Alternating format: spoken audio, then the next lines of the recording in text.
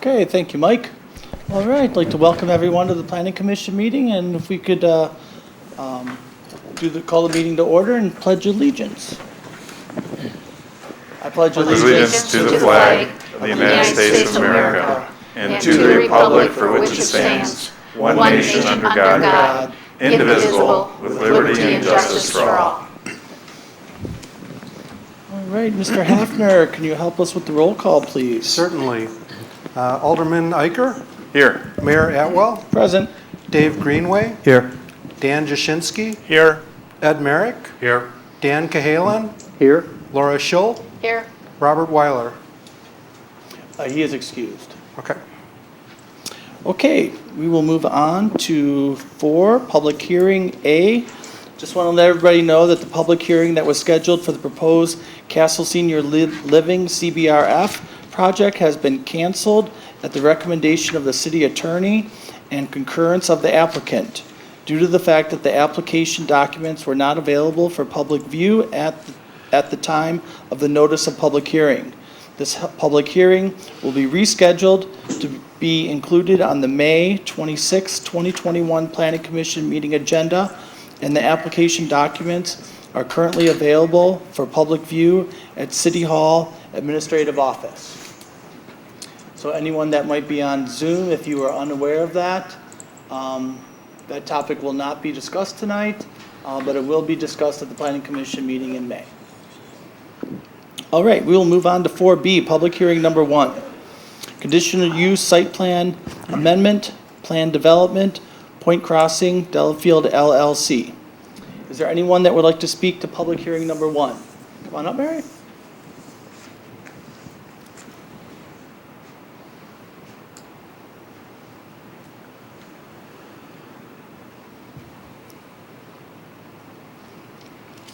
Thank you. My name is Mary Daniel, and I'm speaking this evening on the behalf of the Hawks Inn Historical Society, 426 Wells Street. Oh, no, they're not doing it. No. They're not addressing that tonight. Someone needs to mute. Put off another meeting? Somebody needs to mute. It looks that way. We got people talking. Technical difficulties, we'll get through them. Is it on the agenda? It's on the, Better watch what you Should I turn say. around? Okay. That's funny. Ken, do you want to just let Zoom people know that they will be called to make comments? I don't know if they know that. Yeah, so, yeah, we'll work through it. So Mary, please proceed. The voice from above. So anyway, as I mentioned, I'm speaking on the behalf of the Hawks Inn Historical Society, 428 Wells Street. The society as a whole does not have a problem with losing 4 spaces that aren't there. We're very happy with the parking on Wells Street for our events. People are happy to walk from point to point, and there's quite a bit of parking actually in back of Hawks Inn that often doesn't get used. So we have no problem with it. We love that condominium setting across the street. So they're good neighbors as far as we're concerned. So thank you. Thank you very much. Is there anyone here that would like to speak to public hearing number 1? Anybody on Zoom that would like to raising their hand to speak to public hearing number 1? Seeing none. Public Mayor, hearing. I just want to make sure everyone received the email comments for this item. There was an email of objection that was sent to all the planners. Yes, Yes. lots. Okay, public hearing number 1 is now closed. Public hearing number 2. Special exception on non-conforming lot with Eric and Rachel Weiss. Is there anyone that would like to speak to public hearing number 2? Public hearing number 2. Come on up, Danielle.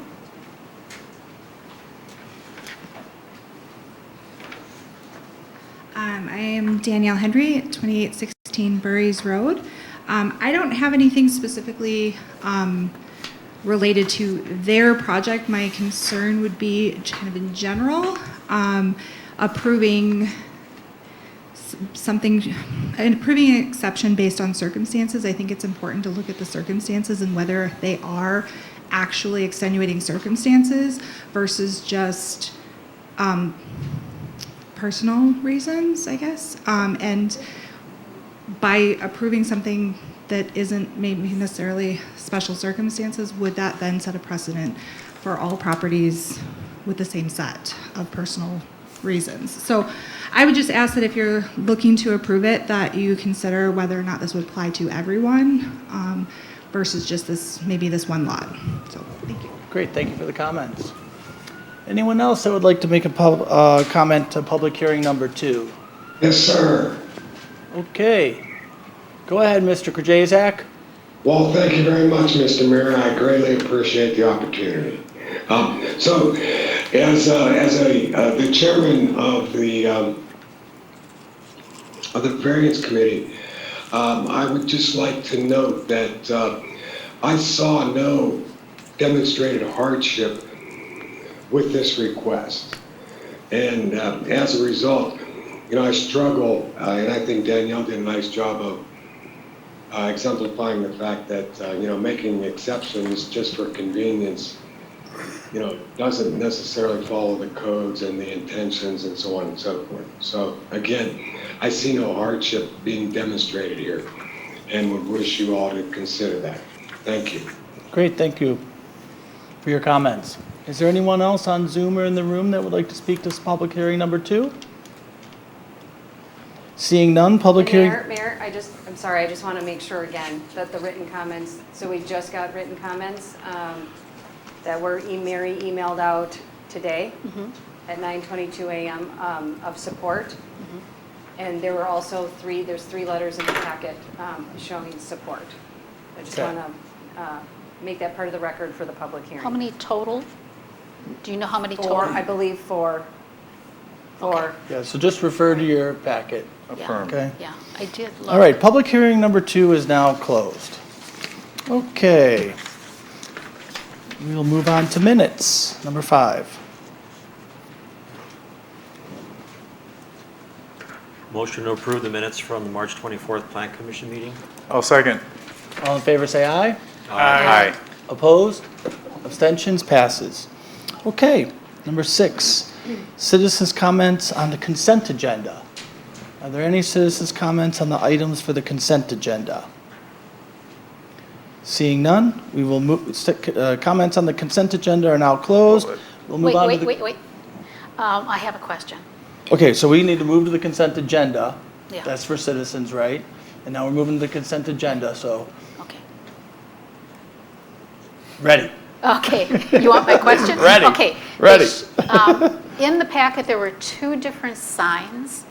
By consenting, do we know which sign they're going to go with?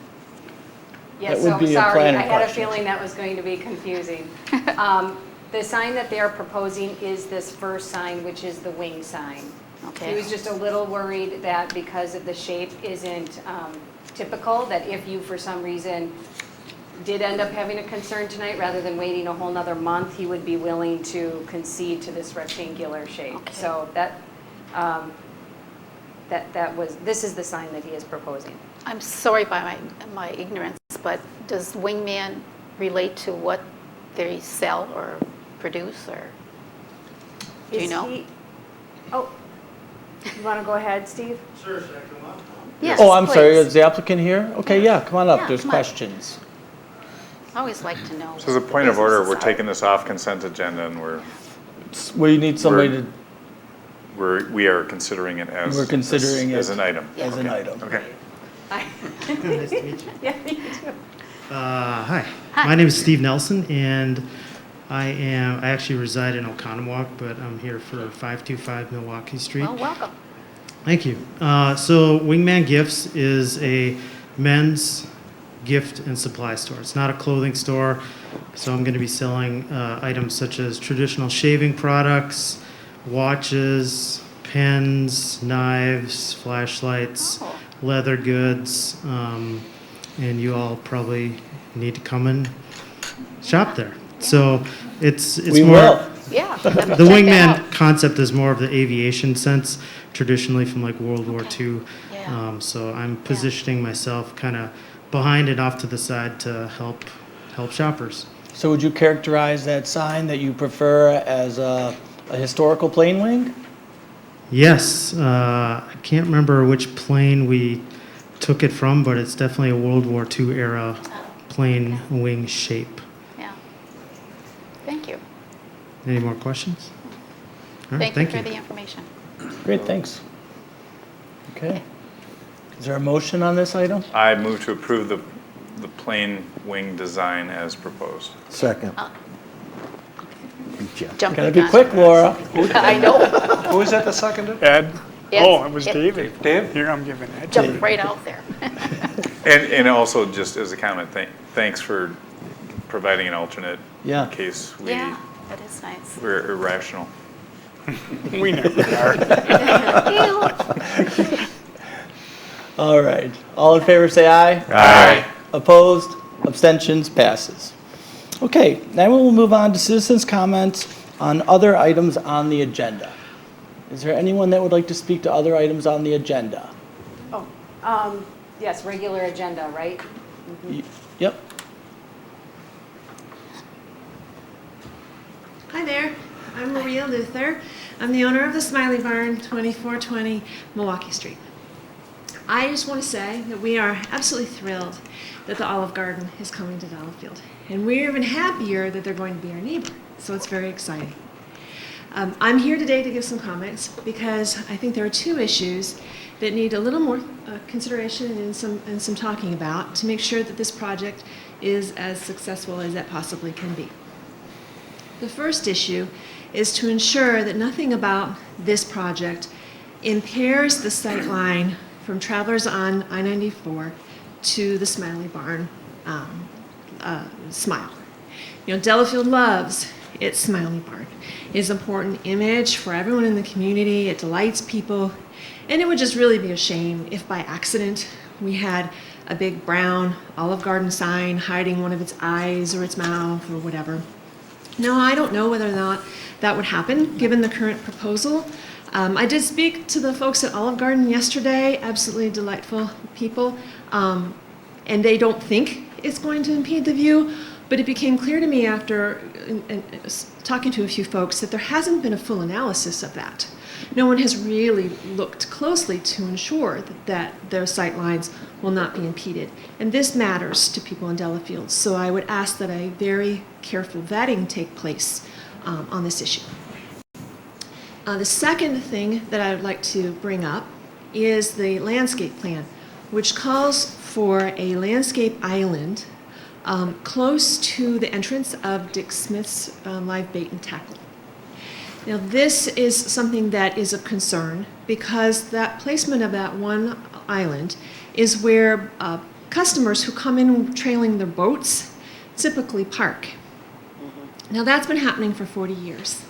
I also brought that up on the phone call with the nice folks from Olive Garden yesterday, and they were aware that there is a habit in the community of people parking their boats and trailers on what used to be the Perkins property and now what will be their property.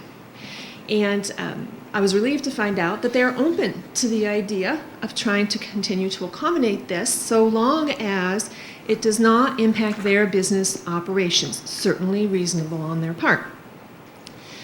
The placement of the island, though, may gum all of us up because that's where the boats usually go. And if they can't park where that island is, they may be inclined to park on the west side, which then would block the route for semi-trucks coming in to supply the Olive Garden, or park on the right side of that landscape island, which then could block the entry and exit to a whole row of parking spots. Or maybe they'll just go someplace completely different in the parking lot, closer to the entrance to the Olive Garden, and really cause havoc. Everyone has an interest in trying to make this work. It's very gracious of the Olive Garden to even entertain trying this out and seeing if it will still be acceptable to them. But we would really like that landscape island to go away. And I spoke to Olive Garden yesterday, and they said they didn't object. They didn't feel a particular need for that island. And in speaking with the city planner, she expressed that the main reason for the placement of that was to protect us, the Smiley Barn, from having a unpleasant visual view of the parking lot of the Olive Garden. It was supposed to be a screen. It was supposed to be something that was helpful to us, but we don't want it. And we would ask Delafield to remove that obligation and not substitute some other landscaping requirement, but simply remove that obligation to have the best chance of success in us coordinating the parking needs of all of the customers to both the Smiley Barn and the Olive Garden. Great, thank you very much for the comments. Very pointed, thank you. Okay, is there anybody else that would like to make public comment on anything on or off the agenda? Seeing none? Hi. Oh, I'm sorry, forgot to check Zoom. So my name is Silver Mitchell. I am the general manager at Fishbone's Kitchen Creole Restaurant. I'd also like to make a comment about the Olive Garden plan. I might be a little bit behind on the game because I just learned about this on Facebook, so I don't know if it's even planned that they're actually moving in there and we're just making the plan for what's going to happen. But if it's not planned that it's officially going in there, I do have some opinions about it.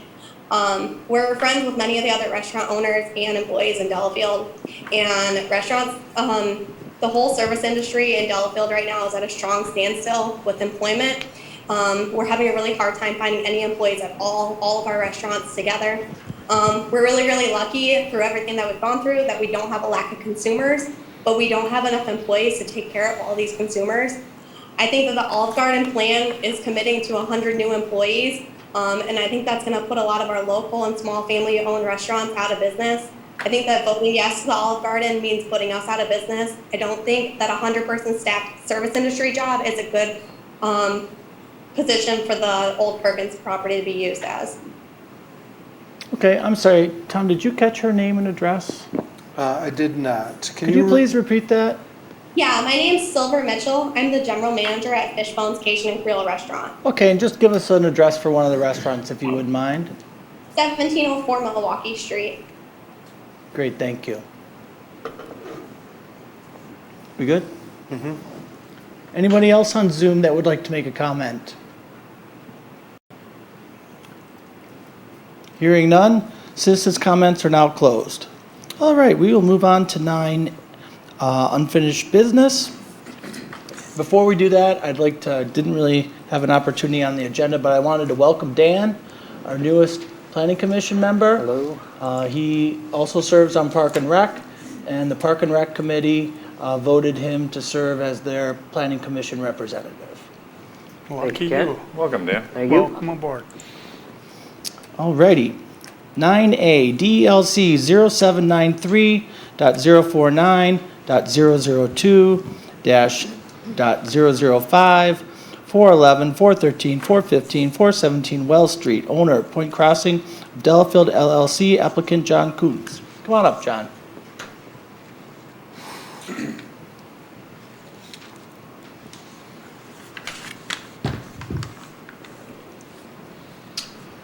Good evening, Plan Commission. John Koontz, MSI General, P.O. Box 7, Oconomowoc, Wisconsin. And I believe everybody's well aware of the request here. This is the, I believe, final meeting to potentially approve the amended conditional use permit per the request to not add parking on Wells Street. So happy to answer any additional questions that anybody might have since the last Plan Commission meeting. Are there any questions for the applicant? No, I do have one question about the agenda item though, and that is there's a compensation of $15,000 and that was deemed by the Public Works and the city engineer to be appropriate for potential parking stalls someplace else. It specifically, and Amy, you can answer this maybe, but we're fortunate to have Tom. It's at the soccer fields next to the fish hatchery. They added additional spots over there with that $15,000. That cost was, and Dan, if you know this too. Well, that's where the cost came from, an estimate from the city engineer. So is that the plan to put 4 parking stalls? That I'm not sure. No, it's not. No. Initially, we were considering putting them there, but where they would go would be behind the soccer field fence and in line with some kick soccer balls, and probably not a good spot for them. And so the proposal right now would be to just use the pavement for some parking need in the future downtown that we identify in the future. Good question, Okay, 'cause but it with changed this- from last time. Clearly with this in mind, clearly with this location in mind, I mean, that's, Just in general, the thought is just for downtown okay, parking. all right. And one concern about that parking over there by the athletic fields is that probably isn't the location that's most in demand for parking, and some parking a little closer to downtown would probably be a better bang for the buck. Great. So maybe we can put it on the next Public Works agenda, and maybe you guys can try to help find a Oh, to spot. find a spot. I was gonna say, we already went along with, okay. We gotta go out and find it. Thanks, Kent. Okay, Okay, I'll propose, or put out the motion to approve the payment in lieu of the 4 parking spots at the Point Crossing development. I'll second. okay, is there any discussion? Well, I'll just say that I completely recognize that, because we did have the letter that came in and the concern from the Lake Country Apartments across the street to the south. South and a little west, yeah. And understanding that there may be an issue right now, this is, currently these properties are unoccupied, and what there's proposal, by moving the addresses to the other side of the street and knowing that it's only 4 residences, it seems to me it's more of an enforcement issue with what the existing property owner has, as opposed to something that should be burdened by other property owners in the area. And the parking seems appropriate for this particular development, as well as the access to parking at, not just for, like, you know, let's say there's an event at these properties, there is the parking at the soccer field as well as a fish hatchery, which is within 100 yards. And so seems very reasonable, and we appreciate you trying your best and for compensating us to find parking someplace else. Yeah, thanks, Tim. And I'll just add again, just as a refresher, each condo does currently have 2 indoor parking stalls and 2 Correct. outdoor parking stalls per condo, which exceeds city zoning requirements or code requirements. So the condos are certainly in compliance with all, you know, municipal requirements, and then changing the addressing will help with the concern brought up by Plan Commission for deliveries. And so that is underway as well. That's in Correct. process. Yeah. Understood. Thank you. Great. Okay, seeing no more discussion, all in favor say aye. Aye. Opposed? Abstentions? Passes. Okay, thank you. Thank you. All right, we'll move on to 9B, DLC 0786.100, 2181 West Shore Drive, owner applicant Eric and Rachel Weiss. Applicant is requesting a special exception from section 52.199, existing non-conforming lots, to allow the construction of a shed that exceeds floor area ratio and open space requirements. Wow. You got up there before I could even finish reading it. Nice. There's a lot to that. You got experience. Names and addresses, please. Eric Weiss, 2181 West Shore Drive, Delafield. Rachel Weiss, same address. Great, thank you. Questions for the applicants? I don't have a question, I have comments. Sure. Okay. I actually did go over and visit the property. I have a lot of empathy for them. They have a drive-under garage, just like I have, and where to store all the equipment is always a problem. My basement is full of it. They don't have as much room as I have in a basement. My house is quite long. And when I did go to the backyard, I did notice stuff all along the sides of the garage that they can't put in because there's not enough room. And to me, if I were their neighbor, that would bother me more. And that's probably why we heard from their neighbors, is to have to look at boats and all the other equipment sitting out there outside rather than having everything in a building. Their lot in the back is quite sloped. It's high on the north end and it's lower on the south. There is no neighbor close to them in the rear where the garage or shed would be. Currently, the shed that they have is not on concrete, where if they had a newer shed, it would be on concrete, which is much better for the environment because of any leaking oils or gas. And as if I were their neighbor, and I can understand why their neighbors are saying to approve, I realize this is an exception and you hate to set precedent. But in talking to them, they would agree to a smaller shed if it could be taller, more than the 15 feet that's allowed.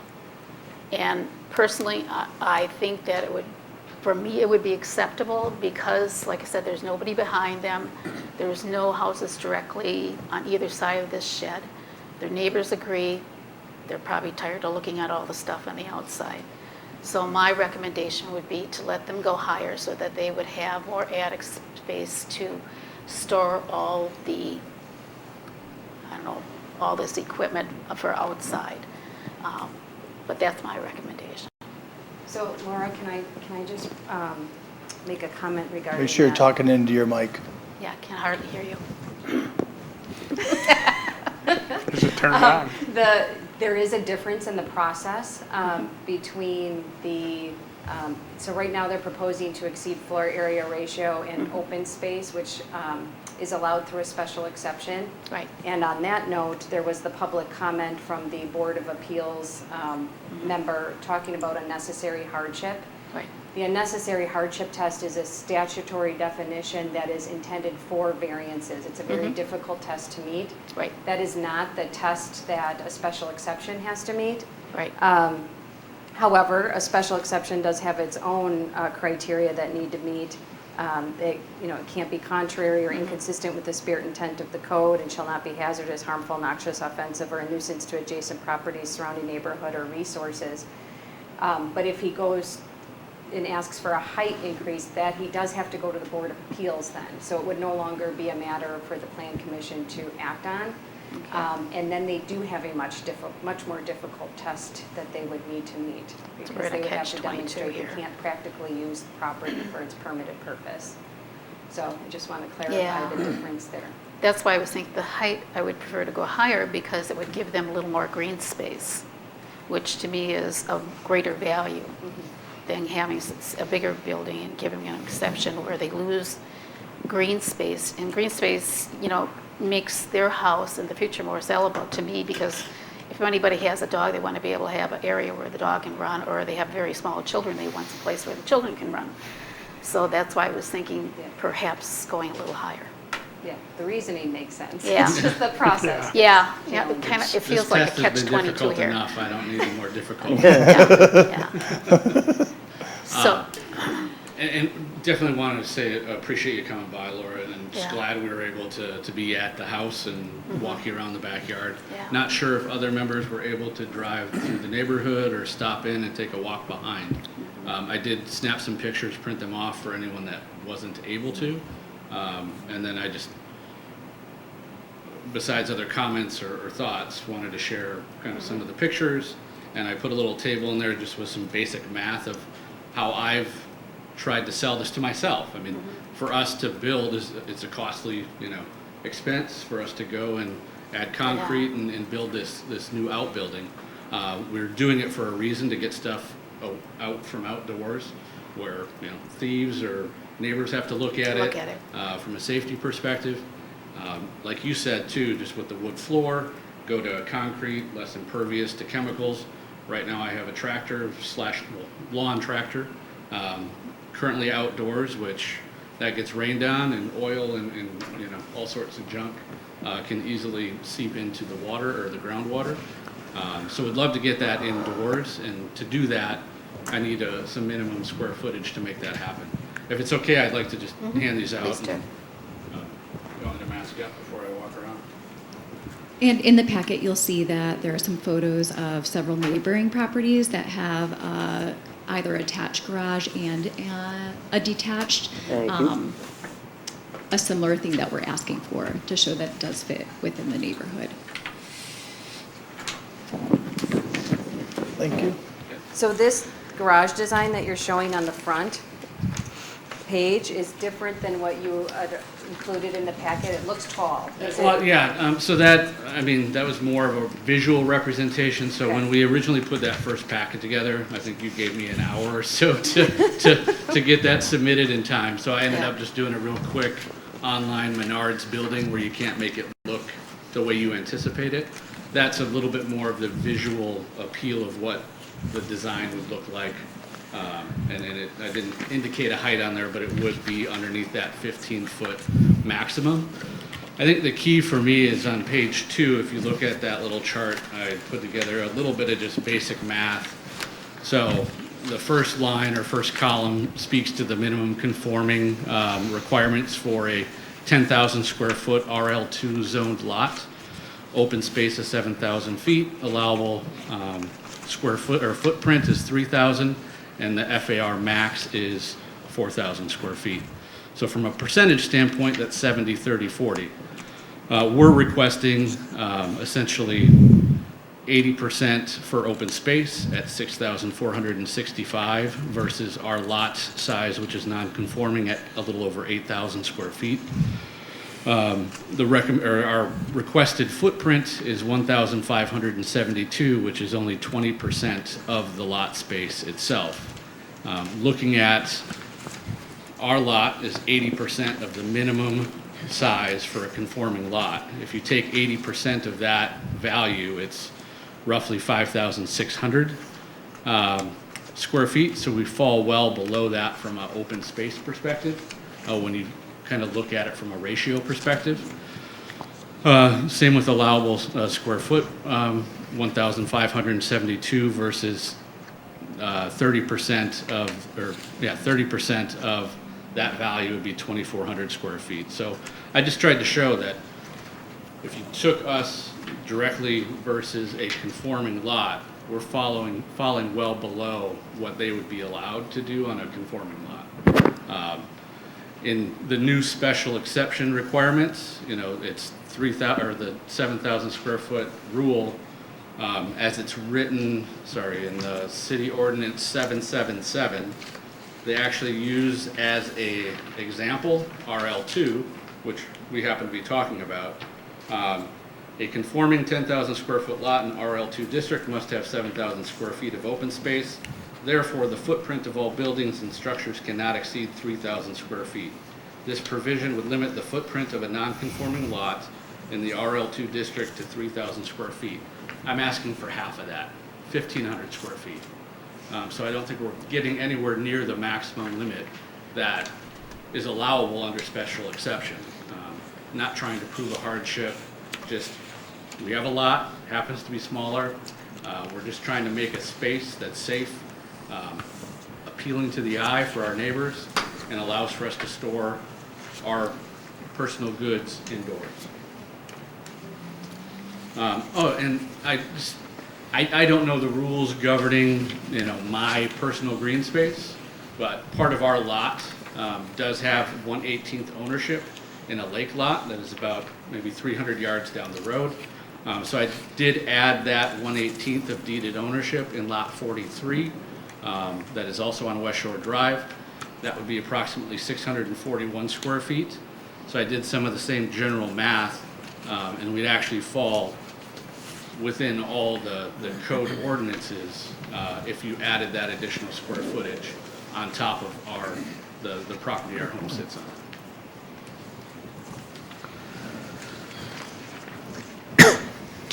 Amy, did you get a chance to look at the formula, including the shared ownership in the common lot? No, I mean, that I'm works? seeing this for the same time as you are. Are you allowed to include Yeah. I square would say footage that- from a different location? Right, I would say no. I mean, the idea is that the parcel that you are on is limited in how much space can be occupied with structures. Not a shared parcel somewhere else that was originally and always intended for, I'm assuming, access to the water. It was always intended for open space purposes and not part of his personal property. So, I mean, that would be like somebody who owns a property here and trying to combine that acreage. And which, We did talk about with 7Cs only when they were having the restaurant because the CU included both properties. Now that the restaurant's going away, they're no longer allowed to use that property either. So it's very important to stay consistent with. Yeah, I was thinking more along the lines of how we consider like parking requirements as well. I mean, Same, we so have you would- off-site parking. Like I believe we've made accommodations for businesses with parking requirements I if think they there have are it some, someplace. you can have, and that's a totally different provision, but. No, I you can know, I have, like, understand that. If it's within so many feet, Okay. and you have an easement, you can do some off-site parking, but,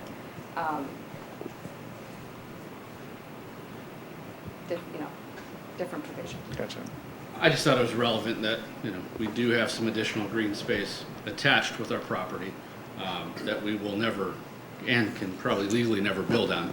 But just wanted to make everybody aware of it, and I thought I'd throw it into that math just to show my thought process behind the request and what we're trying to do here. I think the other key piece was some of the pictures. I know in the recommendation that was written to go in with today's agenda of limiting us to the 301.8 square feet, or the 0.40 ratio.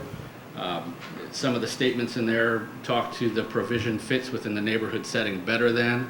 I think some of these pictures show that there's 3-car garages, part of homes with an additional 2-car detached garage. Every picture that I took is within 6 properties of my property. So it's not like I went down the full street. It was within 6 driveways of my front door that those 3 or 2-car attached homes that also have detached garages that are much larger than I plan to build in our backyard.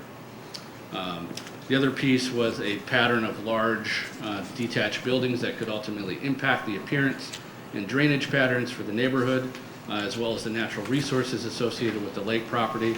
I think going to the concrete substructure will reduce some of the chemical exposure.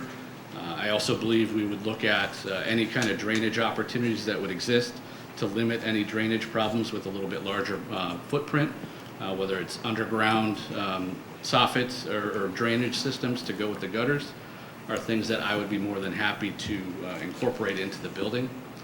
I also, in one of the pictures, I put lots, I think it's page number, sorry, fingers are dry. Page number 10. Ultimately, it's a home on our street. It's on, per the tax ID code, a .153 acre lot, which is 6,664 square feet. The footprint of the house is likely well over 5,000 square feet, taking up a great portion of the tax ID acreage. I understand there is some additional grass behind it that I believe is below the high water mark, or however that's defined. But it would take approximately 20 of my sheds to fit within the footprint of that single home. So I'm not asking for anything in my mind overly special, other than the ability to store my personal belongings on my lots, out of sight, and I need a minimum square footage to do that. Does it need to be the 480 square feet I asked for? I think it could be a slightly smaller building, but the 301.8 recommendation, I believe, is still a little bit too small based on mapping out the items I have and where they need to be stored, whether they can go up in rafters or need to be on the floor level. I'd say I'd need at a minimum 400 square feet, which would be a 20 by 20 building. My feelings are I'm willing to compromise on the open space, but I'm not quite convinced of the hardship yet, and I'd be fine with the FAR with the 301.8, is that the right number? I guess Square feet? Questioning, do we need to prove a hardship in this case? Well, that's a special exception. Special exceptions. I feel an awful lot of people would make the case that we just have too much stuff, we need a bigger building. I think that's real easy to make that case. I could make it myself. Yeah. With both of my homes. I could use more garage space. So that's where I'm at. I'm fine with the open space exception, but, I mean, we're not saying no to a building, and we're not saying no to a larger building. We're just the special exception. That's where I'm at. Is that a motion or? Well, if nobody else has anything else to say. Can I ask just to clarify, because I've been at this for 24 hours, so I think at 11 o'clock last night, I scanned through 200 pages, so I'm not qualified, but just so that I understand, is your point, if the math is right, your point is that some of your ratios are better than what's required, it's just that the lot is smaller, which is throwing you off, that's your point? Correct. We have a non-conforming lot, which then leads us into the special exception process. Yep. And so we're challenged with both the green space and the FAR, the floor area ratio. So from your perspective, the only thing you're out of is the 42%? Correct. Is that what you're saying? Instead of the .40, we're asking for .42. Okay. And I think the special exception, new ordinance allows for, you can do a special exception up to .45 before having to go down a hardship variance ask. They are also asking for a special exception from the open space provisions. With that, their lot, I mean, they couldn't conform with the open space provisions Our home you could have essentially 1,000 fills up square that feet open total, space. so that is a really hard measure to meet. There's a long list of reasons here, but one of the things that I think about is the property currently conforms to floor area ratio, and they have an attached garage and a shed in the backyard. So it's always hard to take a lot that does conform in one manner and make it non-conforming moving forward. Some of these lots are so small and non-conforming to begin with, it's hard to have use that is compatible with the surrounding area without a little additional square footage. Where in your case, you actually conform right now, which is great. I mean, we like to see that when we can. So Amy, can you just recap what the area of the existing garage is, and then what would comply Yes. with the code? So let me run through here. So right now they have a 168 square foot shed. They are allowed by right a 301.8 square foot shed minus open space, which they're already in non-compliance with. They're proposing the 480 square feet, which is 24 by 20. And then they just, agreed to a reduced size of 400.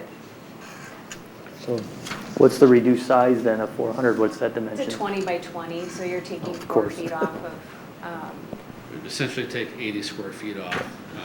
And if we wanted to cut the difference of the 480 and the 301 in half and, meet somewhere in the middle, closer to 380 square feet. I mean, it's a matter of cutting the depth of the building. My plan would be to go 20 by 15 if we're stuck at the 301.8.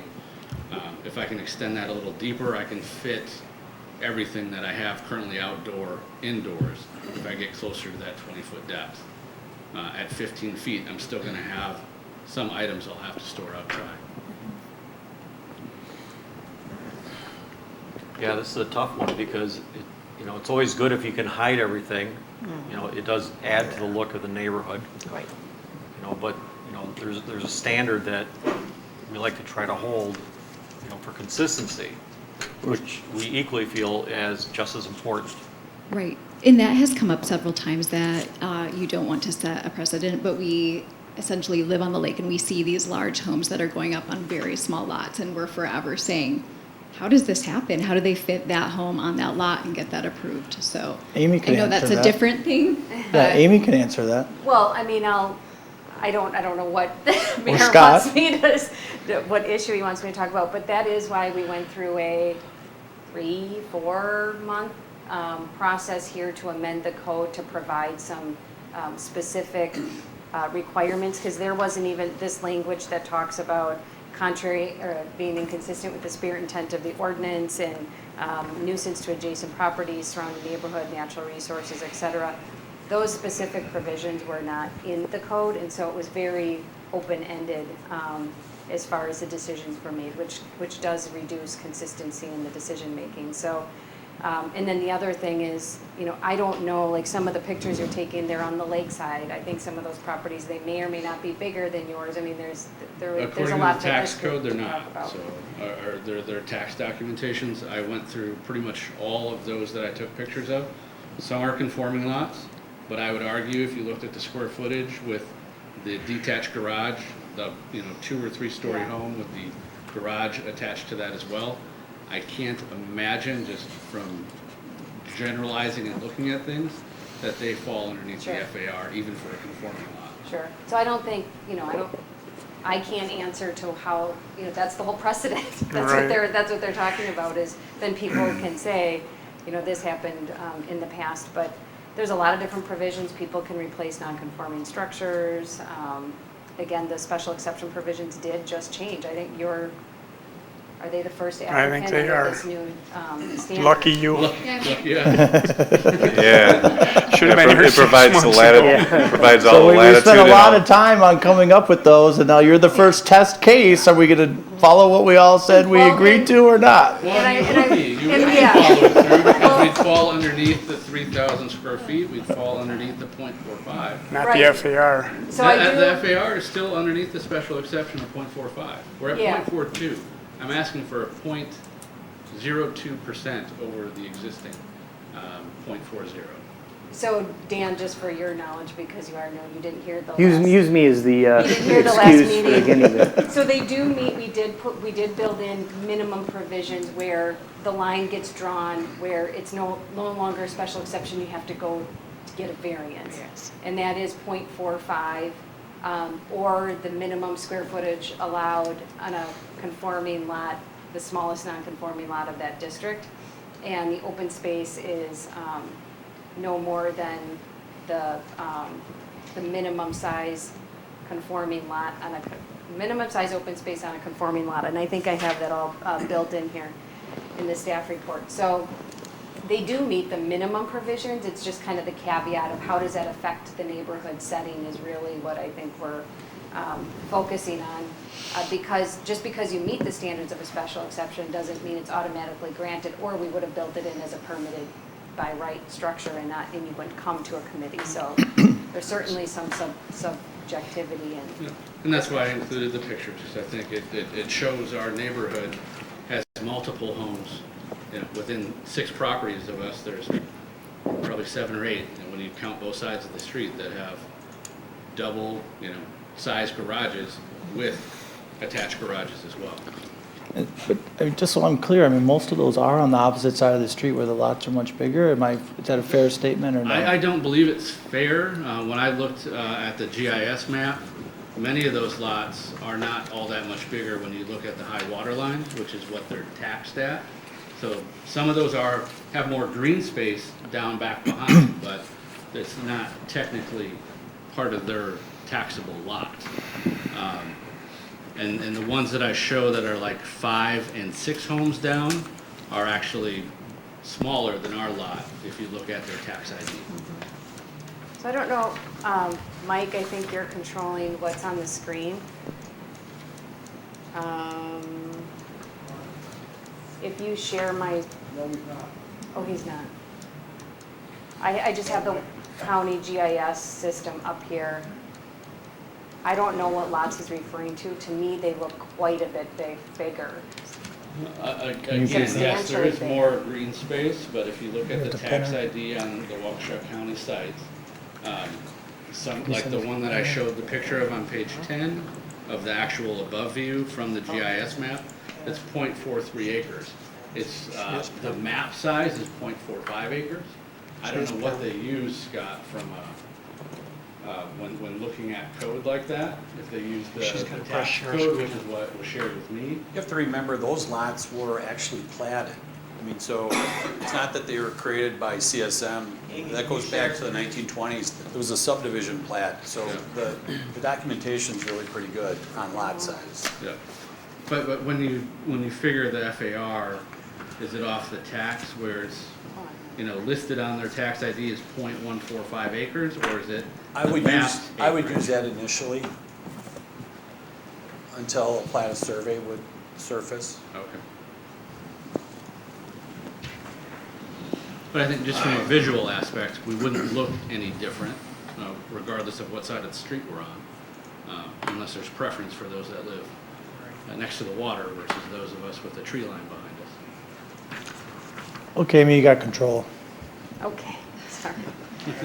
Technology is not my thing.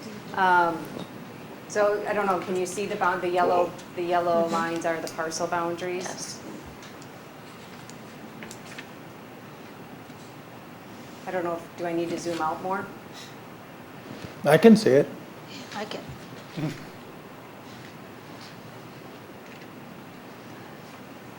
What parcel are you talking about? We'd be talking about parcel 48. Down here? Yeah, so there's 48, and then a few south of that would all be similar in nature. And So that's showing a .45 acre. I was going off the tax, not off the map Oh. acreage, which is what I'd gotten from Scott originally, was based off the tax. So I likely was doing it wrong. I don't know the ruling there. Okay. But then also on our side of the street, there is a couple as well that have that detached two-car and take up well more than 50% of their lot. Yeah, I mean, with building space. there's definitely a few, like you can see south of their property, several lots. I mean, there's a couple of lots that do have large accessory structures. I don't, if you drove by, you would notice those. I'm not sure where we're going with. Well, I have an issue with this. Looking into this, but I mean, as far as expanding this into like real-time evaluation of surrounding properties and acreage, and that it's more. The purpose of the special exception is analyzing. It's not. It isn't even necessarily so much as need as cost, and the implications on the neighborhood and in the future of what other development would occur. All I can say is my time in the Plan Commission has been seeing a lot of emphasis, and in the city, and the foundation of the city has been on preservation of the lake and the landscape and that around the lake. And I think the size of structures and that, and development around the lake is a big concern for the city, and we've done there's a lot of ambivalence at times in what the code says, and we've really worked hard on an ongoing basis to clarify it. Been, I think, erred on the side of property owners' benefits in analyzing square footage and how we've done the reassessment, redefinition of floor area ratio in particular, and that, and so, I get that. I see it a lot on border review. Oftentimes, people will talk about how not so much how their property is over-assessed, but that their neighbors are under-assessed. That doesn't really state to their case as far as why theirs should be lowered. It's more like why their neighbors should be raised. Anyways, I'm more in Dan's camp on sticking with the concession on the open space and not so much on the floor area ratio. But with that, I'll make a recommendation to approve a building no greater than 301.8 square feet in size. I'll second. All right, discussion? The only thing I'll say is I'm going to abstain only because I've jumped into this for 24 hours. Understand. But, it's important to you, and so I would, if I had more time, I'd drive by to appreciate the pictures and understand your point a little better, but I can't because I haven't done that. But in the future, when there's important things like that, it warrants a drive-by to appreciate it. So thank you for the effort you put forward. Appreciate that. All right, any other discussion? Hearing none, all in favor say aye. Aye. Opposed? Abstentions? Passes. One abstain. Dan's the abstention. Great, thank you guys for coming. All right, thank you guys. Okay, we'll move on to 9C, City of Delafield text amendment to zoning code. Discuss and provide a recommendation to Common Council regarding text amendments related to the fence provision. I'm going to hand this one over to Mr. Hussinger. However, I do have a comment beforehand. Okay. So there's a proposed ordinance in the packet regarding fence, and Scott can explain it. Attorney Hammis did suggest that under 4216E2, where it says permit required, and by the way, Scott didn't make any proposed changes to this section. This is just old language that's been in the ordinance for a while, that we delete after August 10th, 1984, because ordinances really shouldn't read retroactive. So, and there really shouldn't be any reason to track something from 1984 anyway. So if passed tonight, I would amend the ordinance for the council to read, no person shall erect, construct. Well, that should be part of the motion, right? That should be part of your motion. Excuse me, what is that? No person shall do what? So Where is under it? this 2, it says permit required, and I have to reshare my screen. Okay. No, After, okay. just removing after August 10th, 1984 from number 2. Is that, you got it? Yes, gotcha. Okay, Scott? So our fence code currently exempts a number of fences from any standard or standards whatsoever. And so over the years, I brought this up to other staff and they said, hey, Scott, why don't you propose an amendment to our fence code? And that's what I did. So fences that were largely exempt would be fences around a pool. Could be 20 feet high, up to the property line, up to the shore. In any yard. Fences more than 50% open and taller than 4 feet are exempt from any standard whatsoever. So this is just an opportunity to, I think this proposed fence code applies to all fences. And that's why it's here tonight. So I had a question. I don't have the exact wording of the ordinance up here, but I think one of the, it was in the first part, the type of fence that's allowed is a cyclone fence. In my mind, I think of that orange plastic netting like snow fence for cyclone. Am I thinking the right kind of fence? No, it's a chain link and cyclone are interchangeable. Cyclone and I chain agree, link? that would be my Chain link, I think, is a better description. So chain link Same, fence. yeah, they're the same, cyclone so and it's- chain link. I'm thinking in air when I think it's that orange. Yeah, plastic ones are just temporary. Okay. No, you call out snow fence. Or in snow the- fence. You call out that in the Correct, ordinance. it's that- snow fence. That is not a acceptable fence. And I think I'm correct in saying that the, somebody who were to put up a fence that's made out of snow fence material or barbed wire or chicken wire or pallets, or you gave a number of examples in here, that is, it's prohibited. It's not an approved fence, correct? I mean, it's not approved That's fencing correct. material? I think then they could come to the plan commission and ask. Yes, But okay. initially, I would have to deny the permit. And if it exists, somebody would have cause to ask it to be removed or get permitted? Well, there's No, I mean- nothing retroactive. Right, but if somebody were to put one up between them and their neighbor tomorrow, or the day after this was passed, that It's a they could fence. say, this is, you can't do this, it's against the city ordinance, you have to get permission for this. The violation would be he installed a fence without a permit. There you go, okay, all right. So there'd be action to be taken where, we've had incidents in the city where there's been disputes over a fence that's made of inappropriate material and someone says, hey, it's a fence, I can leave it there. Correct. Okay, all right. I should point out a couple differences. All fences will require a permit, which is no big deal. I think I issue 3 permits a year or something. They're $35, it's not a big deal. The other thing is we established a 35-foot setback to an ordinary high water mark. So that would be the Bark River, that would be the lake.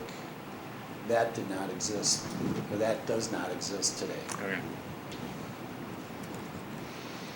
So Scott, this does apply to pool fences? It does. So I guess I was looking at that differently. So a pool fence, I looked as a required fence, but it's also considered decorative? It does not, well, it has to be decorative. All fences have to be decorative in a residential district. If not, come to Plan Commission and Okay. I was looking for a distinction there between a required fence and decorative when I read decorative, but I understand it.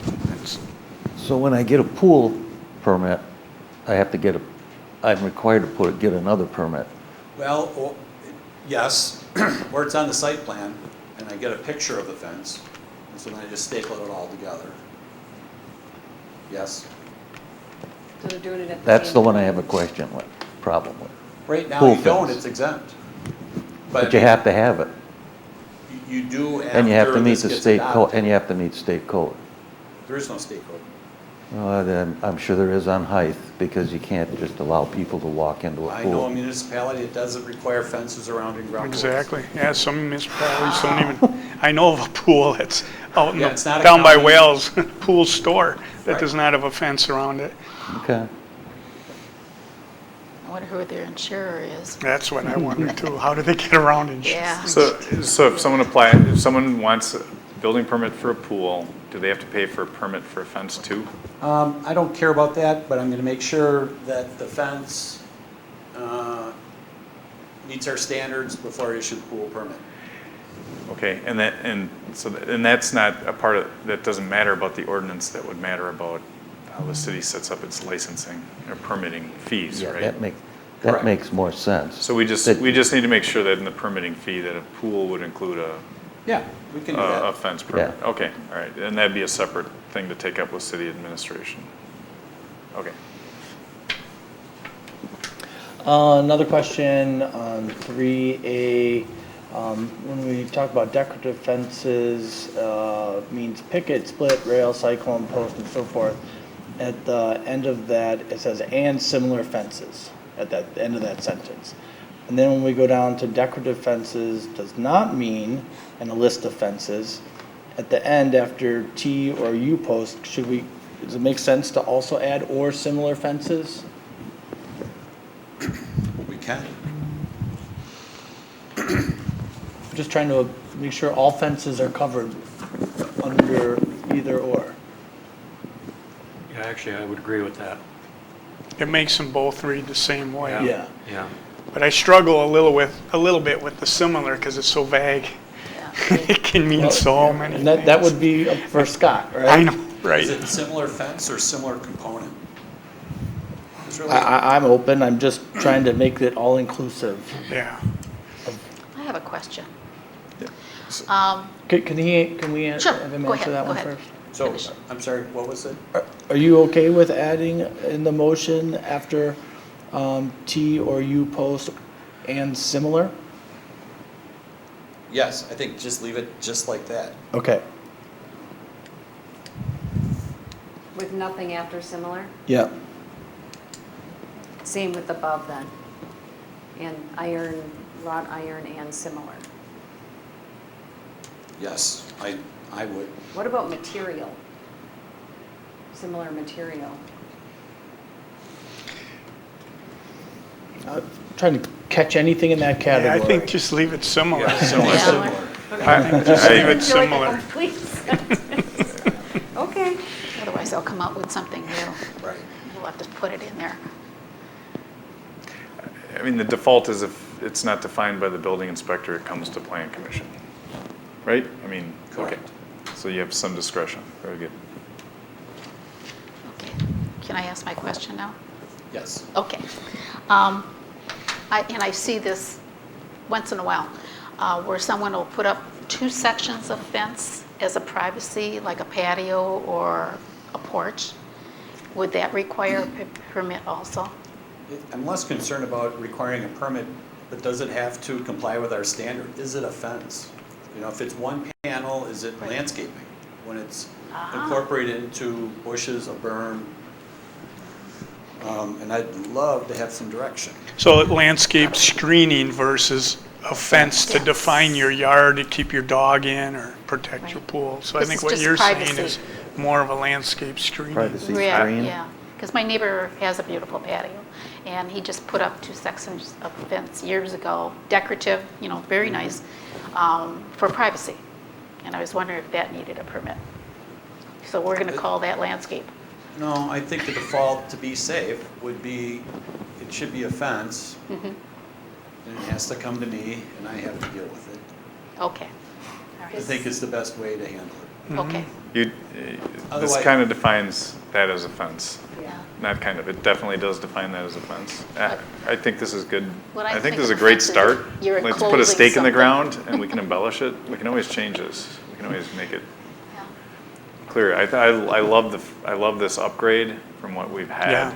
There's a lot of open holes in what we had, and there's been issues with it, and I'd Are we rather fine have with Scott say no and throw it to Plan Commission than say, I'm not sure, or we'll see, or whatever. I mean, this is a huge improvement. I like this as a foundation to move forward, Right. personally. And if you're not sure, call Scott. Get a permit if you're not sure, or bring it here. Well, Scott will let you know if you need a permit. So I just have one other thought, and it's a high-level thought, and I'm just looking for some input. I didn't really have a chance to talk it over with Scott and Amy beforehand, so I apologize for that. But in 3B3, we are saying that all their fence locations must be approved by the Planning Commission. I'm questioning if this is well-written enough that maybe this is something that could go to appeals as opposed to Planning Commission. Is this well-written enough that it's cut and dry and you have to have a really strong argument against this? You have to remember, the existing fence code does provide for certain fences to come up to Plan Commission. So I sort of copied that format. So, Yeah. I'm just talking out loud here. I mean, Did you say we're B? clearly in the sign business 3B, and we manage that well. I'm just wondering if there maybe might not be a more clear path to them and take that off our plate. You're right. Did you just say Board of Appeals, Kent? Yeah. So, just so you know, when I first started, I had like 2 sign requests right in a row to go in the side yard setback, and they both got approved. They go to Board of Appeals, now you have to prove a hardship. And I understand. I think we're all very clear that that's a hardship test. So if you don't comply with what the building inspector interprets from this code, you have to prove a hardship to get something otherwise. And again, we may think that's a bad idea. I'm just throwing it out there. the proposed wording then also directs Plan Commission to evaluate it like you would other site plan elements. So you have to go through the litmus test and make sure it's appropriate and compatible with the surrounding and the neighborhood. And so, if they satisfy that, then likely it is appropriate. Otherwise, they have to prove a hardship. I don't know that you can prove a hardship for a fence. It's an accessory structure. How do you, the property can exist without a fence. It has for 50 years. There's some odd grading issues that would come up where Right. the height issue would be easy to just say, yeah, it makes sense. It's gonna be 7 feet here, but 4 feet here, and 7 feet here, and 4 feet. And I think you want that ability. I Yeah. don't think you should draw that line, because it's gonna be difficult to be successful, well, Okay. anyways, that's just my opinion. Okay. I mean, you attend both groups' meetings, right? So appreciate it. Your feedback. That's all on my list for fences.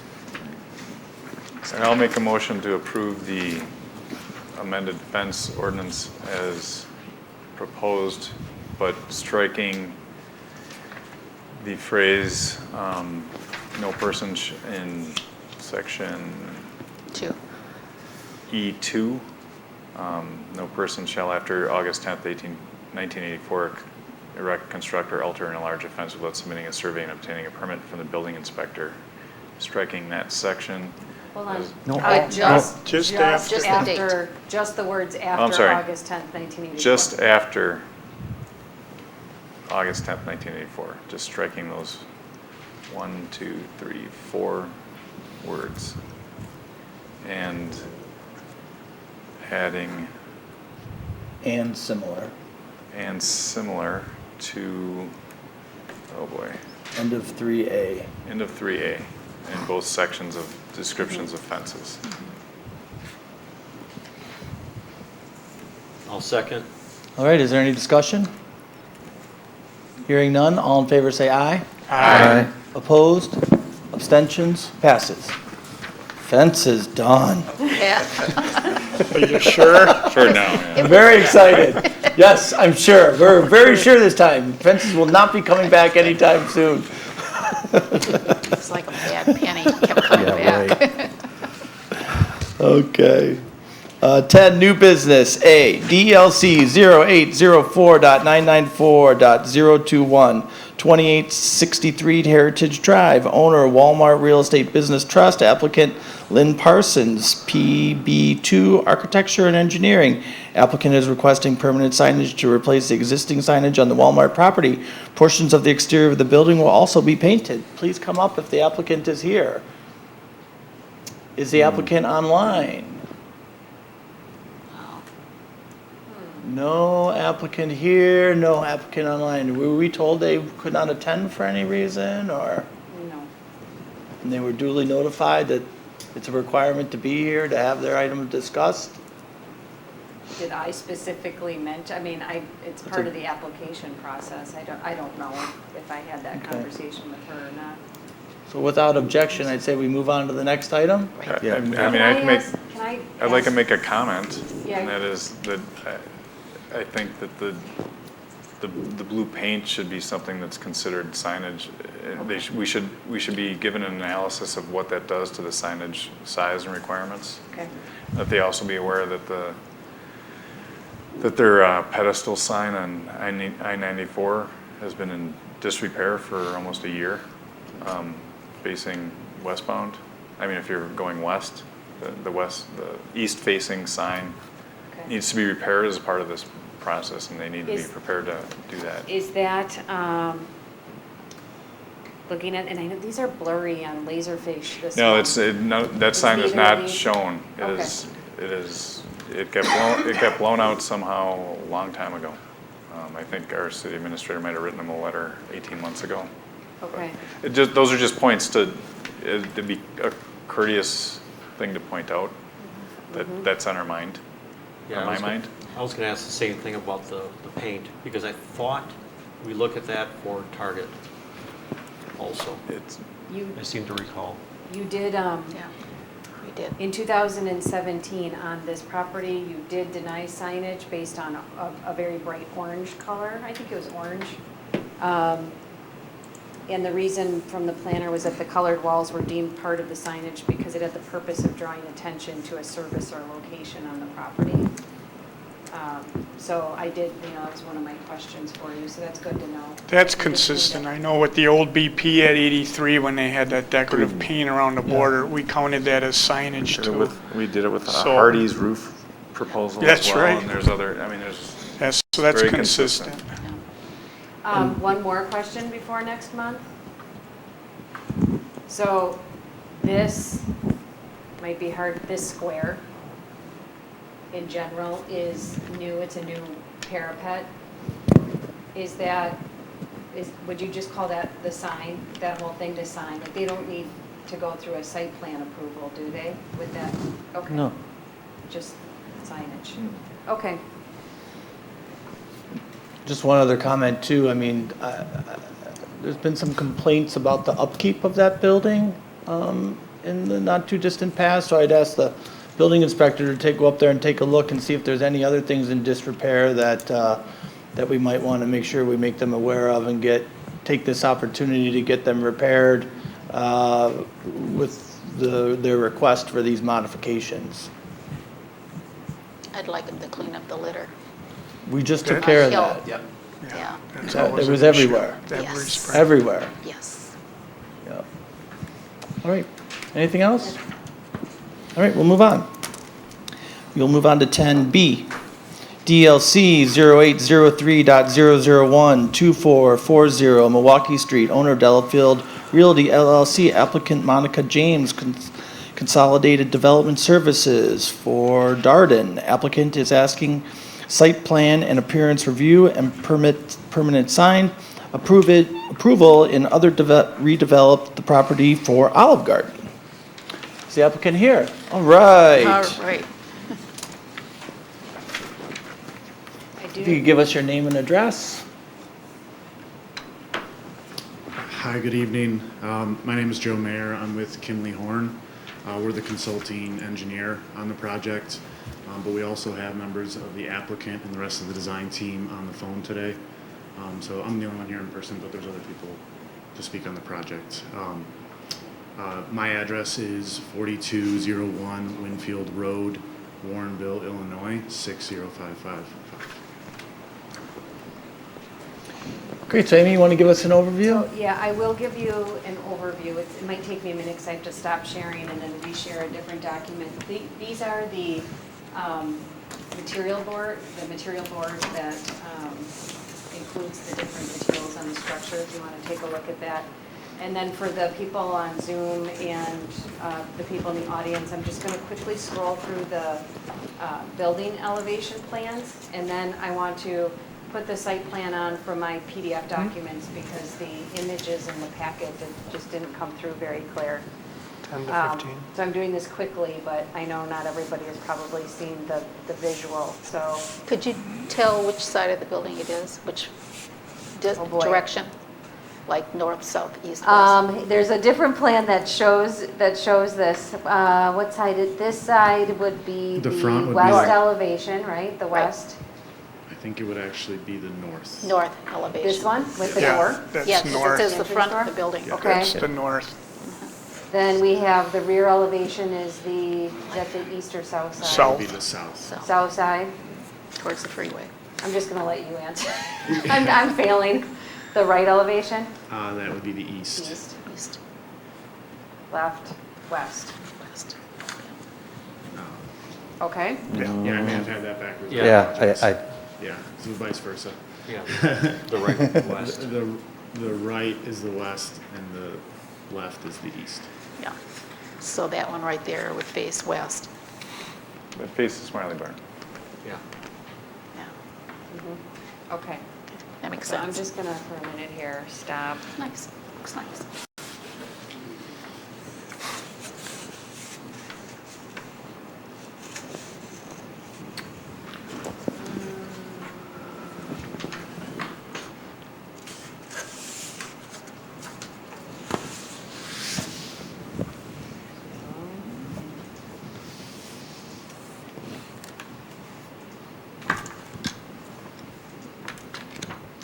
Okay.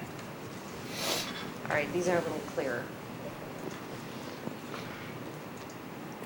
Okay, so anyway, Olive Garden, as you all know, is the old, they're proposing to redevelop on the old Perkins site. That is, the building is still there. They are proposing to demolish the building and completely redevelop the site. It's 1.88 acres. It is zoned B3 Local and Highway Business District, and it's planned for commercial and local business. Restaurant and tavern, or they're going to sell alcohol, is a permitted use in this district. They are proposing to use existing utilities wherever possible, so that would be the one area where the site, not all of the utilities will be redeveloped fresh. The parking lot will be, again, it's going to be redeveloped, but it'll be freshly paved and marked. They are constructing a sidewalk. You can see in here, I'll try to zoom in as much as I can, along Milwaukee Street. There are sidewalks on Gulf Road on both sides, I believe. Yes. So this sidewalk would connect with that and allow the users to walk down, which is a wonderful amenity. It's just not clear if they're going to actually connect it to the existing trail system and whether or not they're connecting it to the trail system on both sides. It kind of looks like they're ending it at the lot line. So that is something that we may want to talk about a little bit. They do on this plan, the building is in the generally the same location. It's actually smaller than the Perkins building. Olive Garden in general, and maybe the applicant wants to speak more We'll talk about parking in a minute, but they have their own requirements for minimum parking. It is a high-volume traffic restaurant, and so the number that we require would not suffice for their needs. So that's why you're seeing quite a bit of parking. There is a dumpster enclosure proposed in the southwest side of the building. I do not have detailed plans, as far as I can tell, regarding the dumpster enclosure at this time.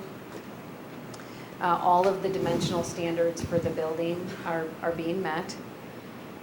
As far as parking goes, they do have 119 marked spaces, 5 of which will be handicap. They meet the aisle width, they meet the access width requirements. They're only required to have 44 parking spaces, so they do meet that by quite a bit.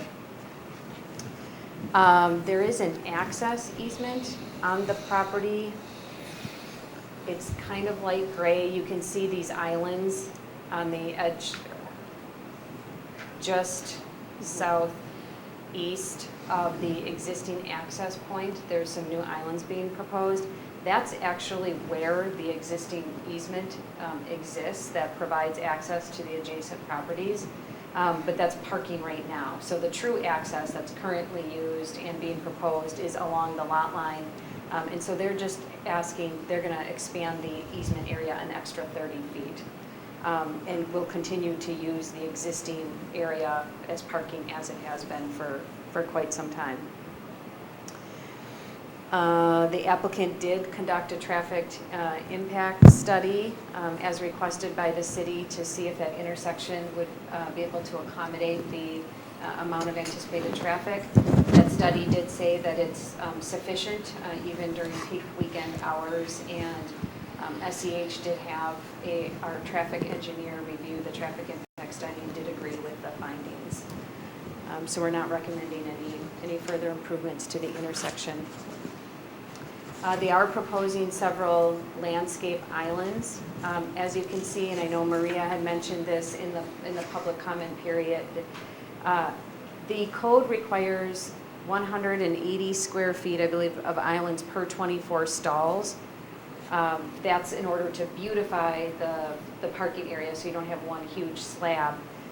What Maria was referring to is, or you can create a tree row in lieu of that. And I think we did that on Tanis. Instead of having islands, he did some boundary landscaping. So what I was explaining to Maria is that then helps screen the site, at least from other properties. Out here, this site has been open parking, hardly any landscaping at all for many, many years. And An eyesore. An eyesore. To say the least, especially the roof. So as it parking. relates to the adjacent property specifically, and the concern with the trucks, the one area that I believe is of concern is this island right here. Maria, am I pointing to the right island? That they are proposing to remove. There are still 3 parking spaces that Olive Garden can correct me if I'm wrong, but they probably need those parking spaces.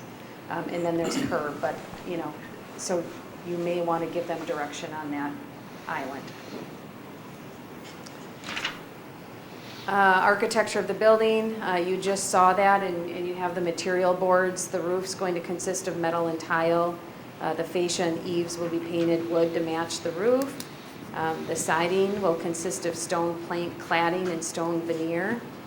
And we did not get a plan that shows the rooftop mechanicals or screening, which we did ask for. I don't think here. We had a plan staff meeting with them, and we asked for a plan that would show that. Even, because there's a lot of traffic that's going along 94 and going up 83, and so we wanted to make sure that that was screened well. So you'll want to look at the architecture and provide comments if there are any. And then signage, I'm gonna skip signage for a minute because I got to go back to the other screen. But with landscaping, my comment with that, and I did talk to another staff member, would just be that it is lacking. Let me go to the landscape plan.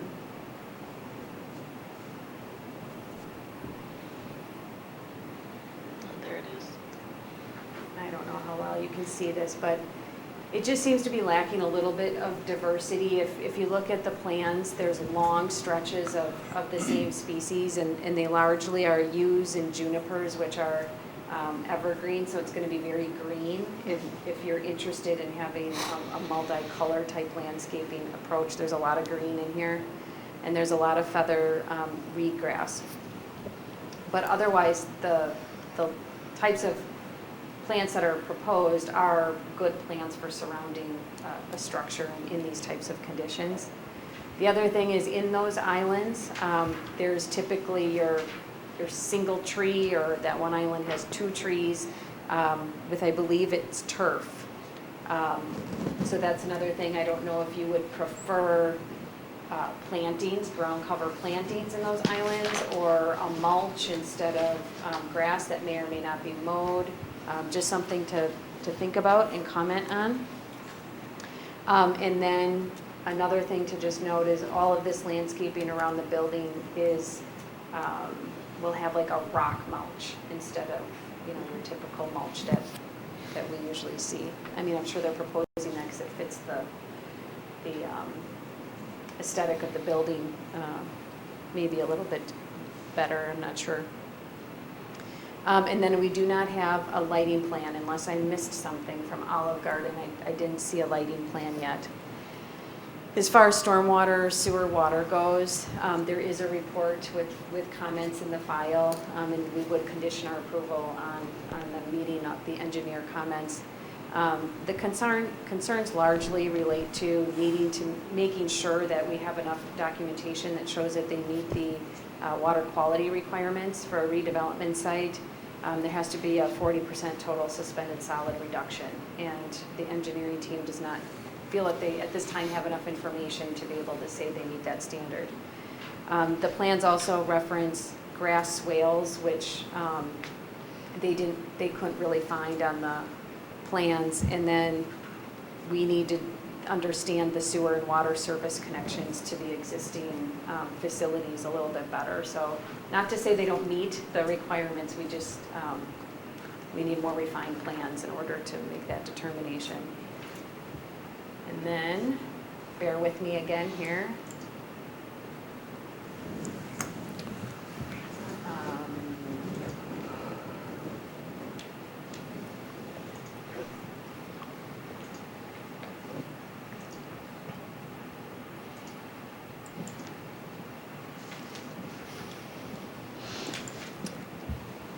So I have to find,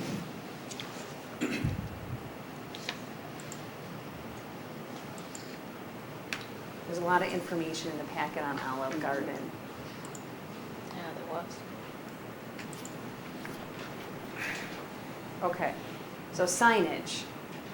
They are proposing 1, 2, 3, 4, 5 wall-mounted signs. So the ordinance does say 1 sign per side of building. The second sign on, oh, you're right, it is the north side, is really just an identification sign to show the to-go area entrance to the building. It's very, very small. So let's just run through these one at a time. And the overall sign size and dimensions do meet the city's ordinance. We'll talk about the pylon sign. I guess there's an exception to that. Yeah. Okay, so this is the front elevation, which is the entrance to the property, which is the north side, right? So the main sign for Olive Garden, that's a 39.49 square foot sign, internally lit, I believe, and then you can't see it from this elevation, but on the side here, you can see the to-go projecting sign, which is right here. So this sign is just 6.5 square feet, just to show people where to walk in. Then on the left elevation, which is the west side. The East side. This will face the intersection. You're right, okay, the ramp. East side, sorry, is 50.31 square feet. Actually, the west and east sides and south side for that matter, they all pretty much match with the signage. So there's your other side, same size, and the other side. Okay, so those are your wall-mounted signs. Then we have the pylon sign. So the pylon sign is 200 square feet, which is allowed in the expressway district, to go up to 200 square feet. And then because it's in the expressway district, they can also have a 20-foot tall sign, plus whatever the differential is between the grade at the site and the center line of the highway. So we did that math, and we came up with 33 feet. In height, they're proposing 39 feet. And they're also slightly in the road setback of I-94, which has a 30-foot road setback. They're right on that boundary. So they have applied with the city for a variance from the Board of Appeals. So they are going to be pursuing that process. And we don't know how it affects Smiley Barn. I just talked to Maria for the first time yesterday. So to be honest with you, I don't know if a taller or lower sign benefits them better at this time. It's something that would be interesting to get more information on. Am I missing Or anything? Amy, move it more towards the east, right? Because isn't it on the west side of the property? Yes. I saw you lay it all out. Yes. There might be an existing sign that's a little bit further to the east. Is there an existing? Yeah, Is there? it's quite a bit east of where this one is. So we're moving it slightly west. It's still almost in the center of the property line along the frontage. We're not moving it to the west side of the property. It's just on the west side of the building.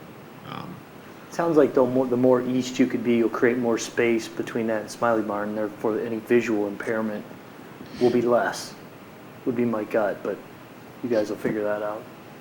We could take a look and try to understand. I think that was one of the goals of raising the sign also from not only a visibility standpoint, but also there was a mutual benefit of it not screening the barn as well.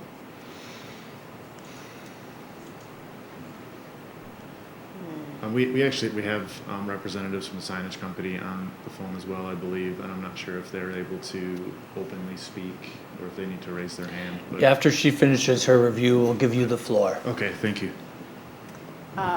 In that sign, it does look like it's like 50, I can't see it on here, 15 or 18 feet from the setback. So it is there is quite a variance from the 30-foot provision. And the applicants can speak to that. I think that they're running into site constraints trying to get the parking in the building to fit on here. So if you look at the recommendation, we are, if you agree with like the architecture, materials, and colors in general, that we recommend approval subject to many conditions being met, which would mean, for one, going to Public Works to discuss the access and stormwater utility information, and then also coming back to the Plan Commission, hopefully one more time to address this missing information. But I think this is a little bit unusual. Usually folks have to come through a conditional use, and there's many months where they can get quite a bit done in a single meeting, and for them, they want confirmation they're on the right page in support of approval, and then can finalize these reports. So if you want me to go through these conditions, I can.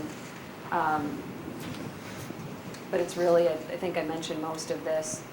Going to Public Works, submitting a plan with the rooftop mechanicals and how they will be screened, a dumpster enclosure plan being submitted here, city engineer comments being addressed, a building permit being issued prior to construction, a lighting plan being submitted to the Plan Commission, a revised landscape plan being submitted for review and approval unless you feel that the existing landscape plan is sufficient. They did not, in their write-up, they talked about employment and stuff, but they didn't apply for a business plan of operation. I believe that would happen a little bit later on. And then the pylon sign complying with the ordinance requirements unless they do get the Board of Appeals approval. And then the illumination of signage being complied with.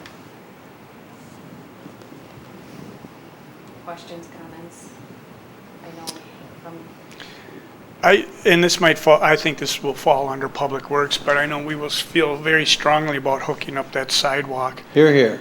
That we have marked crosswalks across Milwaukee Street, and it's gonna require some more concrete walk being put in those quadrants than what you're showing here. So it would be in the Great, I really city like- right away, but not adjacent to your property, actually probably on the opposite side of the easement entrance, right? But we need you Yeah. to finish that connection so that your customers can safely walk down the hill and come to you. Especially from the ice arena. You've got a park and ride in the ice arena. Yeah, there's a park and ride lot up there, and this, I really like what you're proposing here, but it needs a hookup. Yeah, and is that intersection that we're showing on our plan, is that Gulf Street? I guess I'm not. Golf Road. Gulf Gulf Road and keys into Milwaukee Right. Street. And so, yeah, I think I understand it might be an extra 50 or 100 linear feet of sidewalk. I don't- Yeah. Yeah, that sounds about right And in that area. Some painting of a And crosswalk. 2 crosswalks, or at least 1. But, yeah, take a look at hooking that Yeah, up. I don't see that being an issue.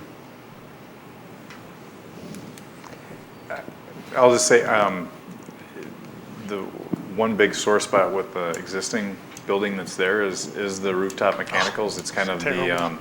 it's kind of the poster child of what not to do. You know, we use it as an example for every building that goes on the I-94 corridor. Drive And drive down City of Delafield, you can't see anybody's mechanicals. Yeah, and so we don't, By plan. not knowing what the screening's gonna be is a huge concern. I think the interstate is, like we talked about, the signage could be 10 or 15 feet higher than the site. Is there a certain viewpoint that needs to be? From the road, from 83. I mean, from 94. From 94. Yeah, From 94. This are was, you, I'm sorry, were you talking about signage specifically? Sorry, no, the rooftop units Oh. and how they're. Yeah, screened. if you're driving by on 94, there's gotta be something, really from any direction, but that's the highest part, right? We don't want them to be able to see your mechanicals. When they're in your parking lot, we don't want them to see your mechanicals. So, you know, and one thing with that, I mean, because obviously you can only build so tall of a building but you can screen them somehow. I mean, you can't, right? You can cover them up with something Sure. attractive. Yeah. this was a discussion in the plan staff meeting, and there was specific requests by representatives from the applicant saying that they would look into it and actually emulate what Chick-fil-A just did. That's a good As far example. as Holiday Inn's a good just example. raising a parapet, moving the mechanicals tighter to it, and the like. So that is a shortfall for this proposal, is that we don't have that in front of us to say thumbs up. So just in your letter, Amy, as far as approving this tonight, just saying that having a plan saying where they're going to be placed and how they'll be screened. For review and approval. Okay, that's fine. That's good. That's think appropriate. I mean, everything it's a big point of concern for us because we've been holding people to that standard for a while. I think everything on here pretty much needs to come back to you for review. Yes. and approval. Okay. I missed that point where it comes back to us, but no, so that is a point of emphasis, is to just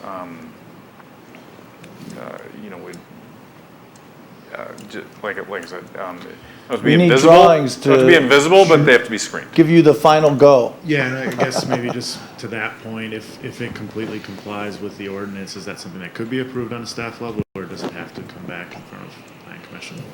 I think what the planner's saying is you've got enough missing stuff that you're gonna need to come back. Well, most likely. But so this is that particular element before we're issued a certificate of compliance. And what does that mean, Amy? Certification so you of guys compliance. probably I'm don't not know. So familiar what I with do- that term. Me too. What I do now with site plan reviews is if they have conditions, they can't, I submit a certificate of compliance to Scott, so he does not move forward on the project at all until he gets that certificate of compliance. So it's saying it has to come here for review and approval before I issue a certificate of compliance, before Scott will issue a building permit for the building. So motion to move forward based on your recommendation would be them waiting for a month, or them just waiting to confirm that? Oh, waiting a month, they need to come to you for Yeah. review and approval. So I think in our own terminology, we're giving them on history, we're giving them advice of what we need to see, and they should anticipate, if they do all these things, they should anticipate and provide the documents, they should anticipate approval at the next meeting. Is that that's what we're saying, Yes. right? Address these issues, Yep. but provide as much commentary as you can tonight so that they can address the issues adequately so that you can approve it in May. Right, But when would it come to Public Works, so you wouldn't be, I think they should do that in the interim, right? I mean, That's I'd love to next see- week. Yeah. They should, but I was gonna ask you, Dan, there are several comments that they need to address, so do you want them to be addressed before they come to you, or do you wanna review it with the engineer, conditions as they are right now, knowing that they're dealing with those different variables? it could go either way. I'd prefer them to address those issues. I mean, at the next month, not to belabor this anymore, we could approve it contingent on the Public Exactly. Works review. We do that frequently, and we just hash out some Public Works items. I think that would be more ideal. Yeah. It gives you more time to take care of some of these items, and then, again, if you take care of that, you can expect approval at the next meeting, contingent on the Public Works review. So what I have right now, just so you know, is the request shall be submitted to the Public Works Committee for consideration. If substantial changes are required by the Public Works Committee as determined by the city planner and engineer, the revision shall be brought back to the Plan Commission. I don't want it to go ping-ponging back and forth, but. I agree, but if they take care of a lot of We this, shouldn't have there substantial- shouldn't be any substantial changes. Hello, I'm Courtney Earhart with CDS Development. I am with the applicant and representing Olive Garden on this project. I just wanted to speak right quick to the concerns about the rooftop screening. We did meet with city in a pre-application meeting, so that has been discussed, and we are incorporating that information into our plans right now. What we are proposing to do is raising the parapets 12 inches above the normal height, just to add for additional screening. So that's our plan of attack on being able to screen the rooftop material, or I'm sorry, the rooftop mechanical units. Also, we received the comments that Amy has gone through the conditions of approval. We've taken all that into consideration at this time, and we are actively incorporating those into our drawings right now, into the plans. So we are working on that, and we'll have those drawings available shortly. So we will have them by the next meeting. Great. Okay. Awesome. Yeah, that's what we asked for. The other piece is, good fences make good neighbors, and one of your neighbors has a lot of boat and trailer traffic. I mean, it's on the satellite videos or photos that you used for the for some of your presentation materials. Even you see them in there. I know it's part of Public Works to look at the that island that's in question. One just quick thought is, and I don't know how practical it is, but there's truck stops and different venues in recreational areas where they have essentially boat and trailer parking even, where you could line those for that type of purpose, not necessarily to serve the purpose of your neighbor, but you as for Olive Garden as well. I mean, you're gonna get people that meet there, go fishing and eat there. I mean, you're gonna be catering to customers and maybe substituting the island with lined parking for the purpose of trailers, or just understanding that that's what's there and eliminating that island.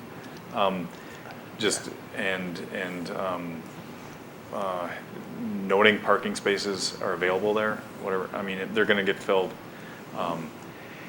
I'd hate to see the typical customer there it's a 15-minute stop, and they're going to park where they're going to park, and they've been there for 50 years. You don't want them backing up and trying to figure out how to maneuver in and out of there. I think And running over your islands. Yeah, right? having that wide open as opposed to that very southwestern island. I mean, it's save the concrete, and if that eats into what the landscaping requirement is, I'm very open to giving that a pass, and saying, make an accommodation to the type of traffic that already exists, and whether they're using it for parking or just maneuverability in and out of there, I think it'd be good if it was gone.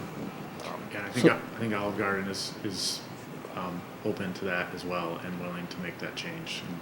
Yeah, easy I enough. think the math says if you were to accommodate what Mr. Eicher is asking for, you'd lose 3 parking spots. Can you afford to lose 3 parking spots? Well, I think what the intent would be is to still keep it as striped stalls, but get rid of the curb and the island, so it's not an obstruction to that boat and trailer. So you just line the spots but not have the island. Correct. Because a lot of those people come in the morning. Right, that's the whole thing. Yeah. I mean- They're gonna come Before they're open. way before you're open. And they're That's most of the traffic is early morning at the bait shop. I don't know, I drove by right after Maria called me yesterday, and there were 2 trucks and trailers in the exact spot at 11:15 yesterday, and I thought, oh, Olive Garden wouldn't be open, but they probably wouldn't park in the furthest 3 spots if they didn't have to, so. Correct. Yeah, we're not asking to make accommodations for a different business's parking, but just their customers, because they'll be yours too. Amy, is it worth having the developers take a picture from the interstate and overlay the signage of what that will look like? Is that a request worth asking, or is it? I think we should talk about that if you want to address the concerns that were raised tonight. Talk about what you need from them to demonstrate I would sightlines. think you could take a picture and then, superimpose what it's going to look like, right? Do a virtual view as if you're driving from either direction. You gotta get that angle, right? You only need the west direction. Yeah. Yeah. But with technology and with your skills, you guys could do that, I bet. Put that as part of the package of what you're doing, don't you think? I guess my concern is hearing that you're gonna make a parapet 6 inches taller isn't necessarily gonna screen these mechanicals. I think Amy alluded to, you bring them closer to that parapet wall, then you're looking over them or beyond them. So yeah, I think we're talking about 2 different things there, right? Parapet already. If they have what? They may have a 3-foot parapet. Well, I know, but that was, their resolution was saying that we'll make it 6 inches taller to screen the mechanicals, and I'm just saying, I don't know that that's always gonna work. Right. So I think you guys have the same idea, just 2 different problems. Dan is talking about the visual pictures from the road for the sign.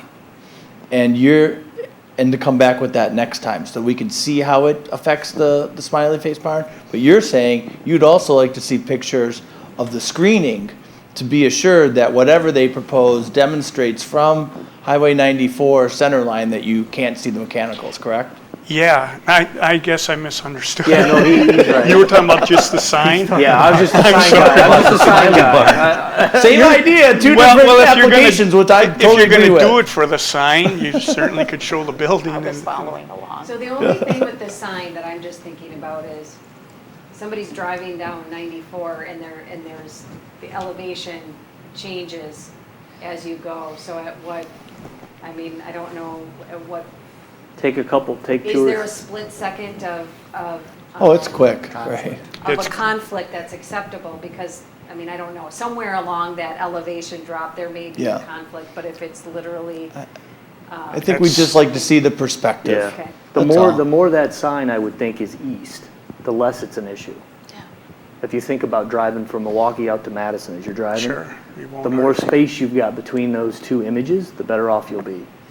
Is the applicant familiar with what we're referencing with regard to the sign and the smiley face barn and the fact there's a big smiley face on the side? Is the applicant, are you following our discussion? We're aware of the issue, and personally I was out on site today, and the signage company is aware as well, and so we could certainly take a look at that. And I think Amy brings up a good point that depending on position of the sign or where you're on 94, there may be a situation where there's some conflict, but we can give a couple perspectives.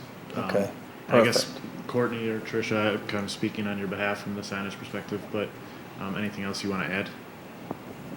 Hi, everybody. This is Trisha Wolf. I'm with Darden. I'm the design project manager for this project.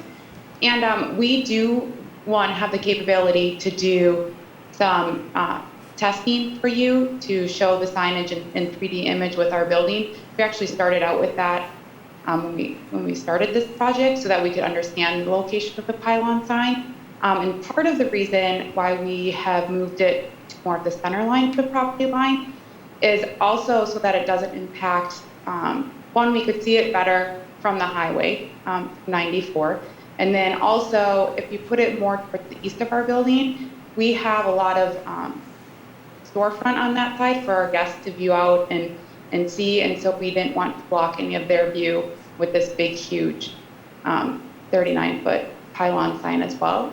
So that's why we positioned it further towards the west on the property line. And then I would also like to speak to the mechanical screening equipment. We've started that study, and the architect of record has done a great job on providing some information since we've received some comments. And we have about a 6-foot parapet by adding those 12 inches to it. So it should hide our mechanical equipment, but we can definitely cut sections through the building and send you some images of that as well. Yeah, and Tricia, I would just, with that, know that people are driving up 83 and across 94, so there's different elevations that can see the rooftop of that building. Right, so I guess then at which part of 94 are we having to look at that? Only 94. Just 94. Only You can't 94. see it from 83. Okay, scratch the 83. just 94 westbound, really. Yeah, 94 westbound. Really, it's Westbound? 94 Okay. westbound. Yeah. 94 would be the point where you're highest above the rooftop, where you're most looking down upon the rooftop. 94 westbound. So we would just say Okay. at the property corner? I mean, because just how far back do we chase that alignment? I would say the highest elevation where you can see the rooftop mechanicals. Yeah, drive by. You just have to look on the elevation of the 94. Pick the highest point. But like, you could do a Just drive-by quite a and see bit at what higher. point you can start seeing. It's probably the top of the intersection. Dave, can you That do me a grade favor goes and move up that as you mic go up? west. Yep. Yeah, but it doesn't go up very much. So I can tell you right now, 955, you're saying going westbound? Yes. Yes. 955, maybe 960 is probably your high point. And it's actually right at the, right above 83. Yeah, at the intersection? Okay. Yep, and then that's the same actually on the west side of the site. It goes up to 95. There's kind of a low dip in the middle. Okay, that sounds great. So now I have a question about the height of the sign. You said they want an extra 6 Yeah, and I feet don't- than we are allowed to give per the code? Yeah, Tricia, I don't know why, is there a reason why you need to go from 33 to 39 feet in height? I would have to consult with my signage vendor on that, or the site, the company who did our site evaluation for our signage, to fully understand, give you an accurate answer on that. It will put it above our building, I do know that. If we go any lower, and we have to raise our parapets or any of our towers, we're gonna start looking like we have a billboard on our building possibly, and I think we were avoiding that. So we were trying to get it above the height of our current building from the low point. This is Sean Smith. I'm with the individuals that worked on the placement and the requested height of the target test for that particular sign. I'd be happy to answer that question. Sure. The reason we are requesting to add an additional height is due to the traffic patterns of this particular area, how you access the property, and just to navigate the area. People are familiar with it. They're familiar with the turn radius, the turns, and the how to access the property. People driving on the interstate, however, may not be if they're traveling through the area. And then there's also trees that are that we don't maintain that are on our property. So we feel that if we do drop the height, it does get lost in those tree lines. So you don't get advance notification for people traveling on the interstate to leave the property. We can also provide you doing a target test to give you an idea about the signage and how it would, and have those exhibits available for the next meeting. And we can go into further detail, as one of the members have stated, having that view corridor to give you an idea of what it is why we came up with that particular height. So I think what would be really It's helpful. grades difference. It's Sorry. uh-huh.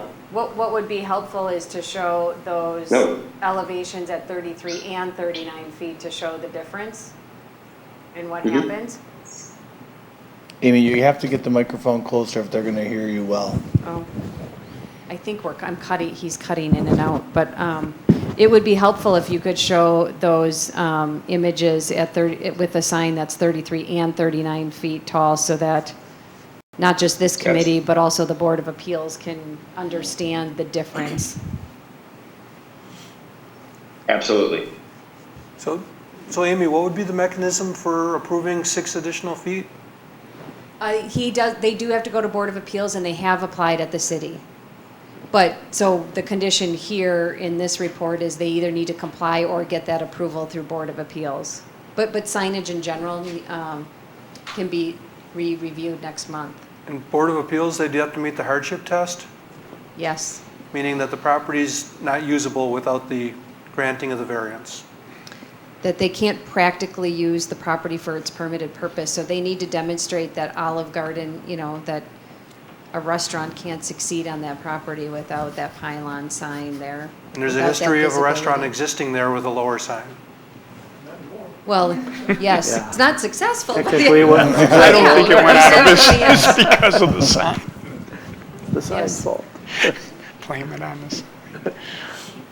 And in making the sign higher, they may be protecting trees from being asked to be cut down in the future so that their lower sign could be, they don't control the property, but they could ask for maintenance possibly from the county or state. Yeah, Just thinking out loud. yeah, I think also just knowing that much of their traffic may come from the interstate, make sure that there's enough time for visibility purposes for people to see it and then get off at the interchange. Yeah, make sure you're talking to the microphone too, please. I apologize. But yeah, visibility, and I think some of the tree references about if it's too low, it being obscured and people missing the exit for the restaurant. Okay. There are signs going east and west for businesses for 83 listed on big signs on the freeway. Yeah. So that also gives people a heads up as to, because I pay Yeah. attention to that when I travel. Tim, do you remember us allowing signs along Highway 94 to be above the requirements? I don't, personally. I don't either. No, that doesn't, no, I don't remember that, but I don't remember being asked either. Okay. But in those signs those are DOT Right. signs, right? Right, Or- they so kind of there's- give you a heads The up of blue, what's those coming. are, yeah, that's called a specific information Yeah. sign. Yeah, And the vendor pays for those. They Yeah, have them yeah. put up there. They're very helpful. And frankly, I think the signage thing, this is gonna work itself out as far as what's optimal and what's Yeah. practical. And I just wanna say that we're really excited to have a good, it looks like a great use for the property and, welcoming this plan. just shaking out the bugs. And I mean, I'm good with making the recommendation based on Amy's list of recommendations, but we're just deferring it to ourselves, essentially, right? Yeah, I mean, I have it written in We're not, here. I don't think it requires a motion. No, but, so I'm just, so that's my point, is that we're recommending it to come back to ourselves if we recommend approval, but I'm good with. I mean, that's how I have it written, that it is actually a motion of approval, subject to all these conditions coming back, only to give them some level of comfort. I mean, unless somebody has something else to add to this list. I mean, The only thing we I- didn't talk about, Amy, that you brought up was just, is there any landscaping feedback, to give them any feedback there, right? But did we hit most everything else you brought up that we should give feedback to? Rooftop mechanicals, public works, dumpster enclosure, I think they just need to submit that information. The lighting plan needs to be submitted. I can talk to them about making sure they comply. And then, yeah, landscape plan. Landscape, so I don't know if you have any comments. One thing is they have the turf and all the islands with just like one tree. Is that something that you're okay with?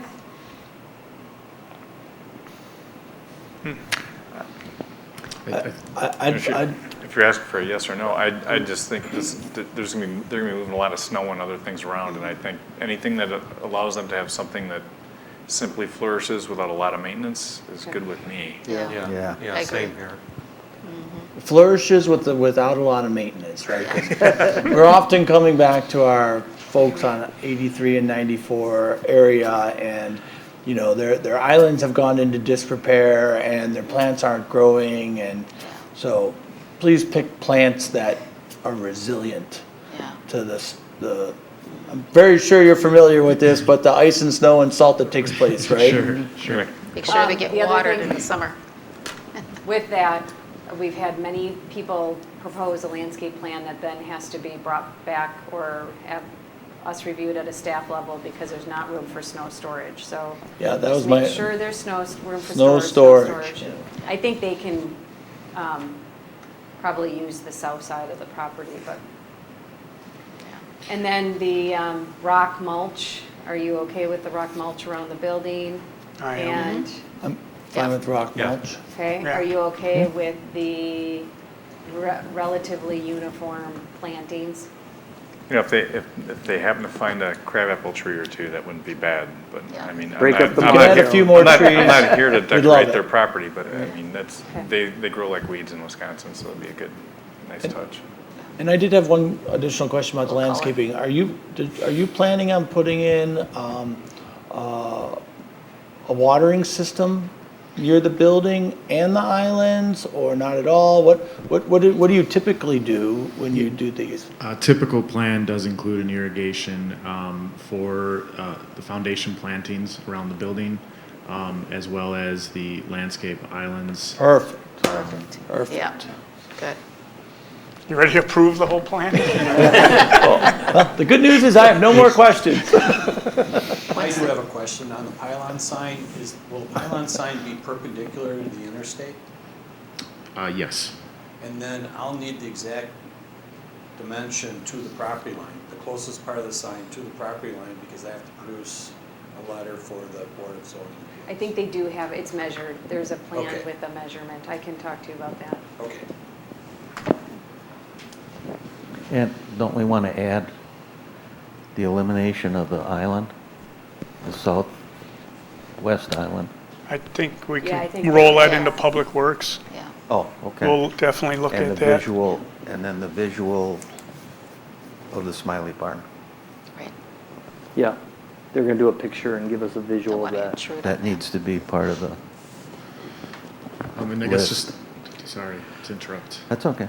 Just to clarify, would we still be holding the May 5th Public Works Committee, or are we going to defer to the June Public Works Committee? June Public Works. And we'll address the engineering comments accordingly. Yes, yes. So that you're not wondering if we're gonna bring up something else in June? Or in our May Plan Commission meeting? Someone can object if they have any other sentiments, but I'll make a motion to approve the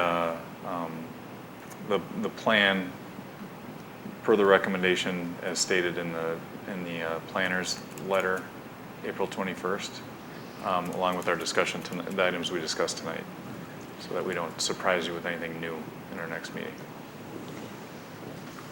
I'll second. Did we talk about lighting at all, Amy? They have to submit. That's part of the. Okay, so that is Part of it. included. That's Yeah, part of it. that's included. And So Laura seconded. I'm fine with and now we'll have discussion, so I'm fine with making the motion. I'm not sure that's quite how we've done it necessarily in the past, but I just want to make sure that we have teeth to be able to rectify any I'll of these things second if they the don't motion get so done. we can go on with discussion. Laura seconded it. Oh, you did? I did. Yeah, so the reason I did it is because we've got, the I motion just here want to make sure is, we still have teeth. If we do, if well, the motion here is the refer. planner says we do, I'm good with it, right? That's We're referring it back to ourselves based on resolution of the issues that are in the planner's letter. So I'm just saying that we're not in a position that we're gonna bring up new surprises next meeting. Right. I think that's fair to the applicant, and they're doing some homework to come back, and it just gives them kind of a guarantee that we're satisfied with the plans for the screening, the island removal, the sign issue, et The cetera. landscaping. And then contingent Building upon the public colors. works and the other stuff in the lighting plan, that they're gonna get approval.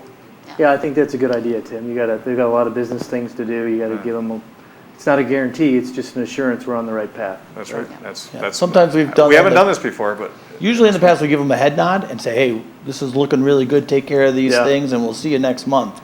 This is more of a formal motion, right? Yeah. So, Amy, Tom, since you're here, do both of you believe we still have teeth? I wouldn't have wrote it if I. I do. like that answer. Good answer. I do think so because you're, sorry. Was that inappropriate? No, not at all. We're across the, I feel like I have a comfort zone here. He could throw his shoe. You know, all of the structural components do meet the ordinance. It's a permitted use. They're on the right page. I do say in there, approval subject to you being okay with all the architectural materials and stuff, because, you know, that's probably their bread and butter of what they're trying to accomplish. That's their theme. But then, yeah, they can't get a certification of approval, and nothing goes to Scott until they meet all these conditions. So I don't Okay. see an issue. You agree? Tom? Absolutely. Good. He didn't write. All right, is there any further discussion? Seeing none, all in favor say aye. Aye. Opposed? Abstentions? Passes. I'll reiterate what Tim said, we are really excited to have you here, so welcome. Yeah, thank you all for your time, and we're excited to be here. Thank you. Have a good night. Thank you. Okay, we will move on to C, DELC 0789.991.001, 57 Oakwood Drive, owner applicant John and Kathleen Kristen? Applicant is seeking conceptual consideration of a land division to split one property into two properties. The proposal would require an amendment to the city's land use plan and zoning designation. Amy, can you give us an overview, please? Sure. So this property might look familiar to Yes, it does. Very familiar. to some of you. Every So- time it sells, they come back, the new owner Yes, comes. it seems like. Yeah, until we hear. Yeah. So this is on the north side of Oakwood Drive, just north of the St. John's Gulf area or parkland. So, and then they're surrounded by Valley Road Farm subdivision, which has several additions or phases to it. The applicant is proposing to take this one parcel, which is 3.44 acres, and divide it into two 1.72 acres. They're flexible on the sizes of the two lots. But in order to do that, they would need to seek a land use plan and rezone. And so they're here to just discuss conceptually, you know, your feelings on this. Right now, the land use plan, and I actually have this in my staff report, these maps. So right now, if you just look at the surroundings, the existing land use plan is in a 2-acre category, rural estate. Because they're just shy of 4 acres, they do need to amend that to a 1-acre category in order to move forward. And so it would need to go into a low-density residential category, which does exist on adjacent lands, but not this property or the directly surrounding properties as part of that subdivision. And then they also would need to rezone the property from RE3, which is a 3-acre rural estate, to the RE1 1-acre rural estate. So the existing property is RE3, the surrounding properties are RE2, so they're still in, it would seem reasonable to, at a minimum, move to RE2, but that's still a 2-acre lot size requirement, and they're shy of that. They did include a draft CSM that was prepared in 2017, and it may have come in front of you, but I could not find any record of that material coming to the Plan Commission in 2017. But I did find a proposal that did come to the Plan Commission in 2014, so I don't know if maybe they tried again and realized it wasn't, that it didn't go well the first time. But at that time, I do want to point out that the way it was presented to the Plan Commission was very different. So rather than pursuing a land use plan and rezone amendment, they pursued a conditional use. Well, I don't think I think the planner suggested that they apply, and it wasn't the current applicants, it was a previous applicant. The planner had sent them through a process where they were applying for a conditional use to get flexibility from the existing zoning and land use plan category. And the Plan Commission said that doesn't, now you're not falling within the purpose and intent of these plans when you're not complying. So working with them like that actually wouldn't even be a process that would be offered. It doesn't comply with the code that way. There's several standards that you have to meet in order to get a plan unit development conditional use, which really wouldn't really apply here. So in order to move forward, they do have to, as far as I can tell, would need to go through that land use plan and zoning amendment. So what I did in this report, and I don't know if you were able to take a look at it or not, is I just laid out a whole bunch of considerations that I could think of. One being the subject property is the only RE3 zone lot amongst its surroundings. However, the direct surroundings are RE2, not RE1. The surrounding development, known as Valley Road Farms, was approved as part of a planned development conditional use. The development area is designated as rural estate 2-acre minimum lot size. On the land use plan, in RE2, 2-acre minimum lot size on the zoning map. The lands beyond the immediate development are zoned for higher density, and this property would fit amongst those, but not the immediate surroundings. The smallest lot is 1.11 acres in the adjacent subdivision. The largest lot is 2.29 acres, so their lot size fits within the setting. If you include all of the phases, there's an average lot size of 1.51 acres. The original phase of Valley Road Farms, which is the phase directly around them, has a density of approximately 1 unit per 1.72 acres, which is exactly what they're proposing. But if you stretch that to include all of the phases, which the planned development included all of the phases, then it goes up to 1 unit per 2.42 acres. Or I'm sorry, I take that back. The addition, if you look at the addition 1 only, which is a little bit further off, it's 1 unit per 2.42 acres. If you look at addition 2, it's 1 unit per 2 acres.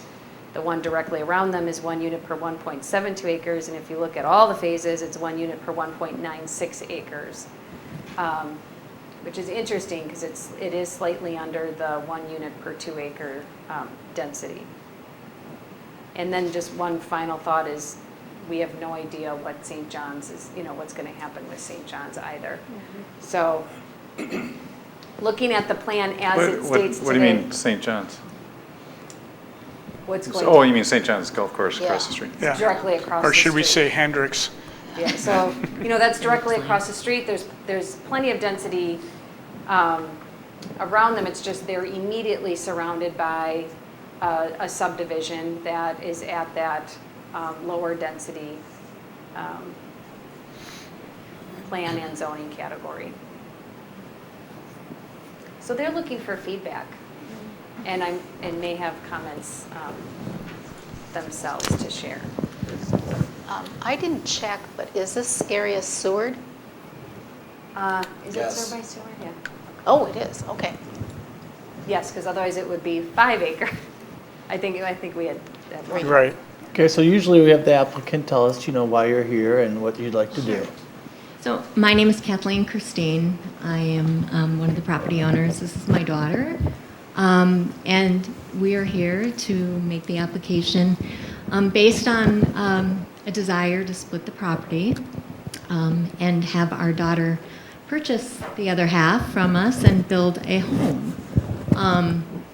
Family's important to us, and she has the desire to be in Delafield and close to us and raise our grandchildren next to us. So that's the background. We did explore this when we first bought the property back in 2017. We didn't go through a formal process all the way. We had some initial discussions with some people, and our intent at that time was a little different. We had just moved to the area, and we had moved from a larger home, and we purchased this property that has a 1,500 square foot ranch home on it.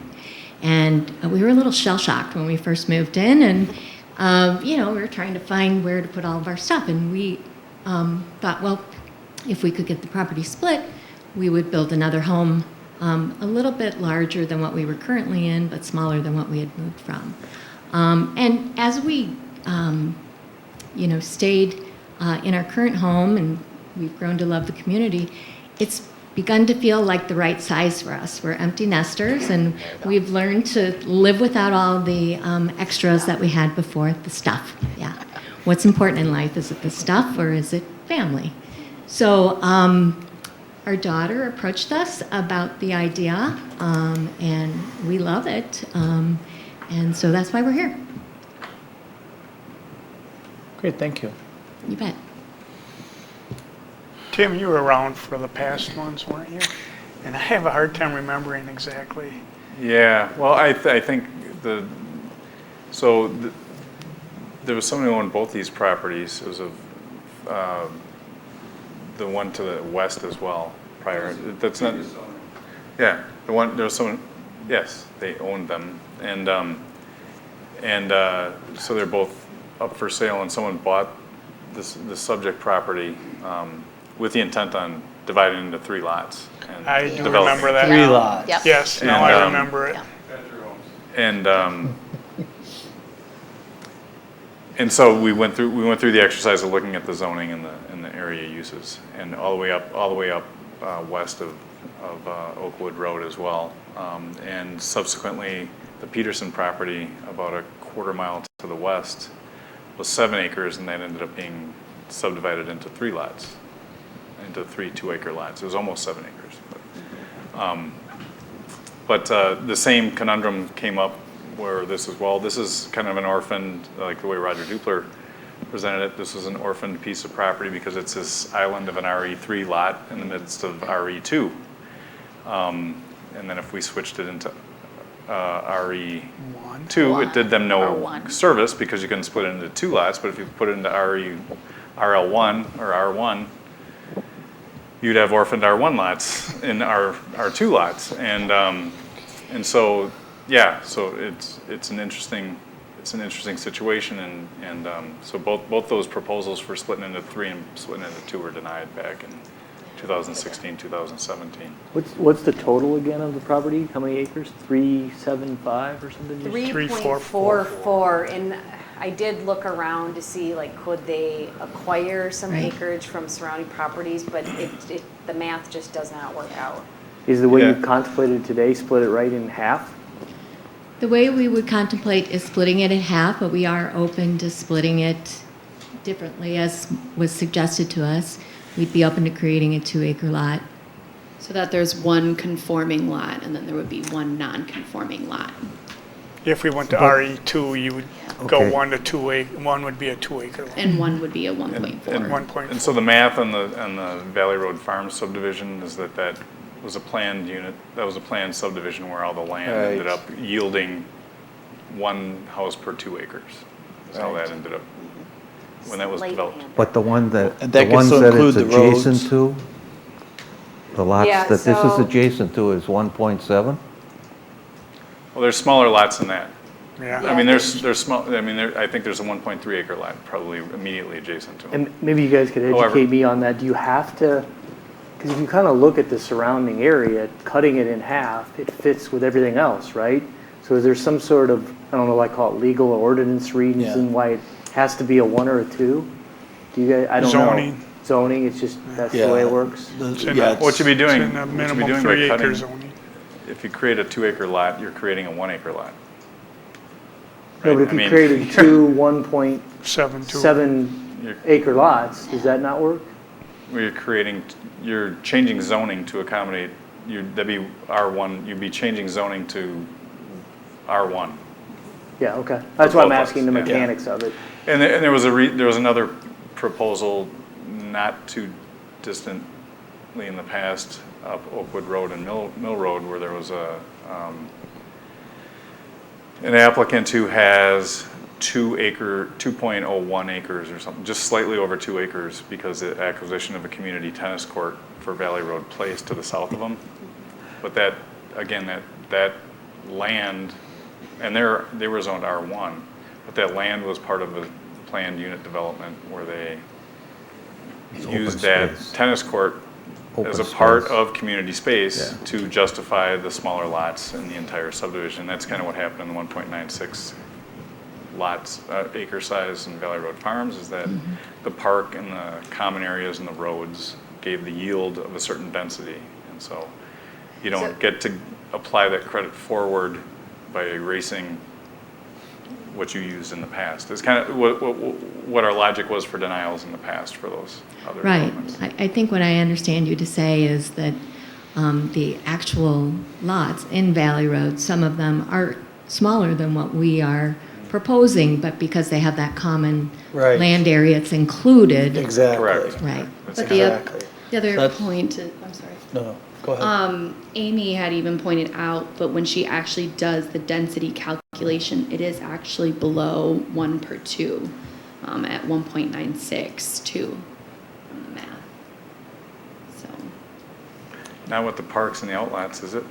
It's the entire platted boundaries. So I actually, the applicants went and got the official plats and we went through all the acreages and what have you. I mean, I will say this, with 1.96 at the time, the numbers, the acreages were probably shaking out at 1 per 2. I mean, that's not uncommon where you're off by that small of an amount.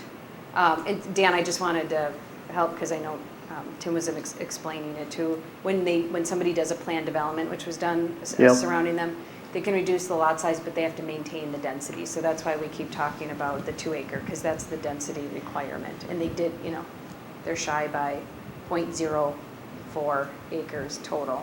Yeah. And I'll just comment. I don't want to mean to dominate the conversation, but it's a very interesting piece of property, and you guys have done a beautiful job renovating it and updating it. And I'd just say that if we're looking at reviewing the land use plan for the area, we should do the whole area and not just a particular property. And it'll open up a lot of opportunities for increasing density in other places as well, if that's what we're interested in doing. I mean, because that's what if we're going to start, we should think about the entire area and not a particular parcel. And I'm just saying, I'm suggesting that's what we're doing if we And look just at for doing your this. knowledge, Dan, we have no shortage of people that want to exceed FAR. Sure. And we have no shortage of people that want to split lots. Yeah, no, I get it. But you use the word orphan because it sticks out because the surrounding aren't as big. It sticks out because it's RE3, Right. Yeah. but it wouldn't stick out if it was RE2, and they're still shy of RE2. Yeah. There's a 3 acre lot 300 yards away that's in R1. So I mean, that's crazy. kind of Okay, now I'm that confused. would not have an opportunity to split because it doesn't have the street frontage. It's on Hillcrest Road. Sometimes that's the issue. Yeah. So it's, like I said, it's a very interesting piece of property. It's always been maintained as though there's a house on a 1.5 acre lot and a football field next to it. I guess what's, So I mean, it's begging to be. It's like a house should go there. I mean, if you look at it. Yeah. And so I totally get it, but it is saying if you're reviewing the land use plan, you should review the whole land use plan and see if we want to add more lots in that general area.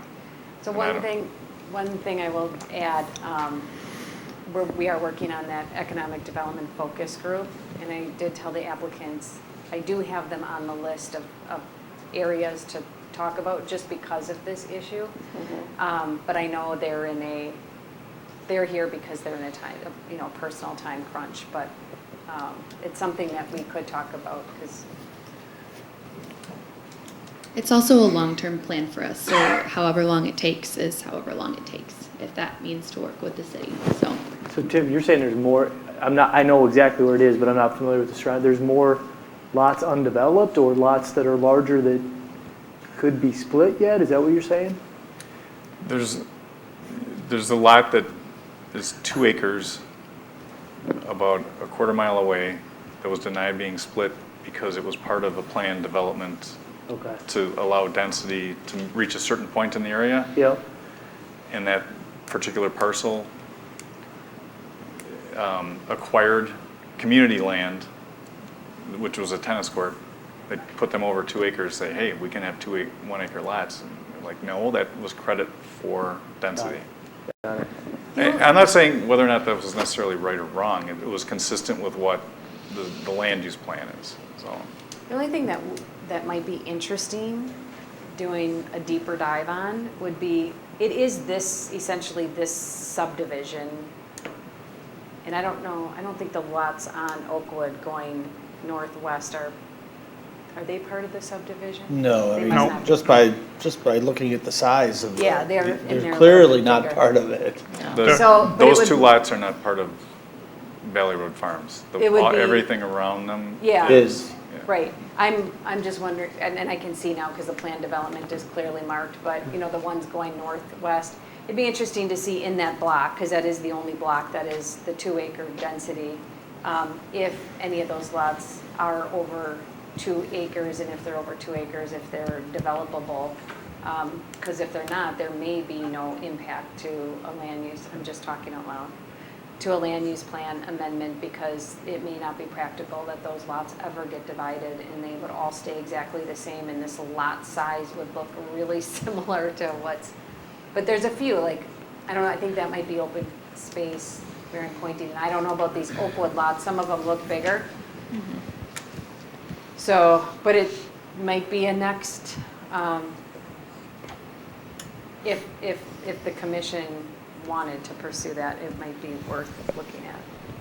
I guess I'm wondering is if this would have originally been part of that subdivision, split into the 2 lots, how would that have affected the density of that subdivision? I don't think it wouldn't help. It wouldn't have had any effect. It wouldn't help it because they wouldn't have yielded 2 additional lots. They're under 4. Because they were exactly at the 2 acre density, well, slightly under, and then this wouldn't have. Okay, well, maybe I'm not wording that right.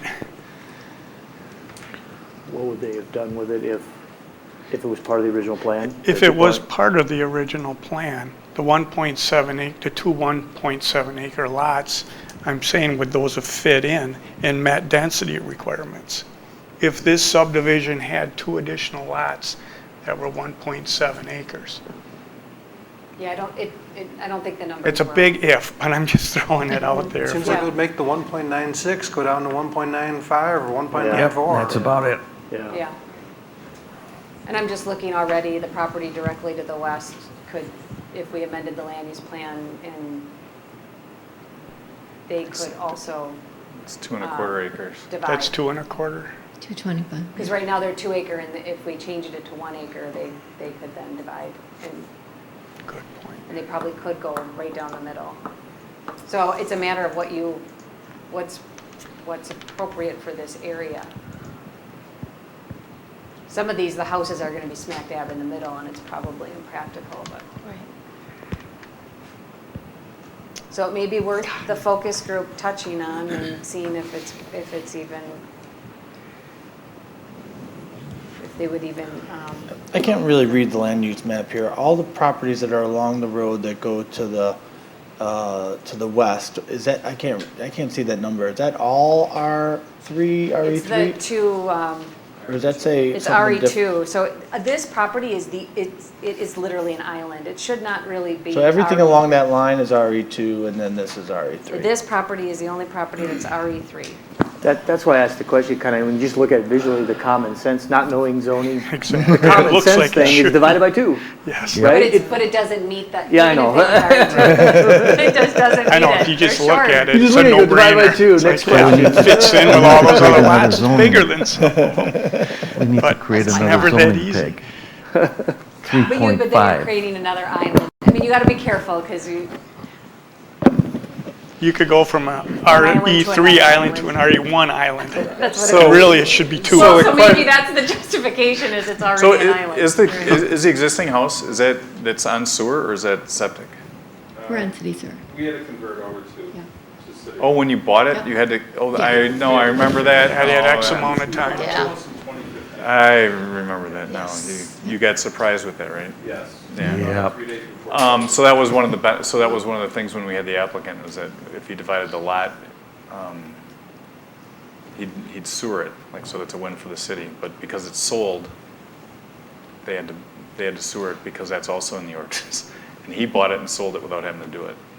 Yeah, So that's the process is supposed to be clear and so that's fun. So is there such a thing, Amy, as a planned development on a single piece of property like this to split it in 2? I think there is. No, because, No. I mean, there is, but even Yeah. in a planned development, your ordinance says, I mean. You have to maintain the it's not zoning. That's why, necessarily- okay. You have to maintain the density. That's and why you the have to density works for the north of them. Okay. Show a public benefit and other. I'm relearning what we learned 5 years ago. It's all coming back now. Well, there is. Yeah, and this is why we're gonna sit down and. Yeah, you're we're going to talk about educate me. this stuff. Yeah. We learned a lot about density too. We had no idea. We're all about doing what's reasonable without breaking the law, right? I mean, right. But we can't break the law. The law can be changed, The So, law can be the changed. but we can't break it. So Here's the what- process would be, if they wanted to split the lot, what we would have to do is have a public hearing to change the Land use change the plan land and use plan rezone. and rezone this to be R1 in an area surrounded by R2. Yeah, so here's, zoning wise, interestingly, I don't like islands. That does go against principles of planning. I wouldn't have great heartburn over going to RE1 in zoning, only because it already is an island. You're doing an island a little bit the opposite direction, but RE1 is directly across the street, and you have high density surrounding you other than this one subdivision. Where I run into a pickle is the land use plan. This is a block of area that is all 2-acre density, and that's really hard to split out in a spot. Spot for land zoning. use. So the zoning already is individualized awkwardly, and so you would just be redoing it in a different format. But the land use plan it's just laid out where the whole stretch is that 2-acre. So that's what I have a hard time with. It's unfortunate. They're surrounded by, all of the east, it's interesting. Everything to the east is low density, which is 1 acre. And then to the southwest, it's actually medium density, which is 4 units per acre. And then you've got St. John's. So they're very much surrounded by height. I told them when I met with them, they're on the wrong side of the road. They're just in the wrong spot. And you probably have one of those lots, I'm assuming, were all in there before these subdivisions even went in. Yes, and that's actually something, so That's this what happened. CSM was created before the subdivision, and there is a reservation, a highway, I think it says highway reservation, which if they ever do divide it, should be vacated because it was to serve what is now a subdivision, so. So there's nothing given that the lot was pre-existing before the subdivision, there's nothing in the code, in the ordinance, that gives any flexibility to this commission? It's a conforming lot. They built a house on it, so. I'll bet you that, and I don't know the history entirely, but the property to the west was the farmhouse for the property, and this was the relative of the owners of that. Yeah. And That's so I have what a we feeling that understand, they yeah. got bought, their farm got bought, and they just reserved carved this. this out for this is where they're gonna stay. Very common. Because the barn was just to the north of this, and it wasn't so they sold the barn, and then that got torn down and a house was put there. So it wasn't, so this was all one lot. It was all one farmland with one house to the west. So how does it get RE3? I think he wanted to have a horse. I'm serious. You can have 3 horses with RE3. RE3, you could have 3 horses. 1 horse per acre. Now we have a use for our other lot. You can have a horse, you can have 3 horses, so Yeah, that'd you be could have bargaining chip horses. with the That's a neighbors. benefit. I'm You sure can the have neighbors horses. would love it. But that is, people do look for that. Yeah. Horse people would. All right. So do we give any feedback Advice. on this? Yeah. It's a difficult situation. I don't have a strong, anyways, like I said, I am dominating the conversation. I didn't mean to. I'd like to divide it, just how do you do it? Yeah. I like the Simple. RE1, but then you get back into the density, and it's, because you are trading an island for an island. But Is that a bad thing? I don't think so. Looking at the area, It sure you know, the question can be, what's the negative impact if we go RE1? None. Is it going to have a ripple effect that's going to do something bad? Can You you know. can you give us an answer to that, Amy, for our next meeting? And Yeah, they don't I think necessarily what have to I be would here, but want we to can. do is see in that block, it's a pretty small area, that one subdivision. I think what I would want to see is what would happen if any of those lots divided, or how many of those lots could be divided, because it does kind of create a, well, now you have RE1, so, Right. you know, the next person can get RE1. The person to the west, I mean, why wouldn't they, and shouldn't they apply for RE1? So I'd like to maybe just see and highlight the number of properties that could even be further divided. Maybe it's 2, and maybe you don't care. But when they go through the public hearing process, and if we were to go through the land use plan and rezone, all of those people, probably the entire phase development will end up getting noticed if there's any outlots within the distance. So they may not want to see that change. And I'm just being devil's advocate here, but if we go from RE3 to RE1 here, there are other people in the city that have RE3s that are gonna say, well, I have a neighbor like that. See, and I, so Yeah, I'm but just couldn't do that. bringing It's it not up. Seward. Yeah. They can't do Right, that. right. yeah, the only thing But you I'll know say what? about Other RE3, places it's could be. truly an island. Right. Are they the That's- This, same? Yeah. this property Here, but there's a is- lot of RE3 on the north of here and to the other side of the lake. And it's South that of the one block. freeway, and it has to be 5 So, acres. Yeah. So Like by me. Be interested if you could, to consider it more thoughtfully and without, I'd like to see what you think as the planner, what ramifications would be if Yeah. there'd be some sort of a cascading effect.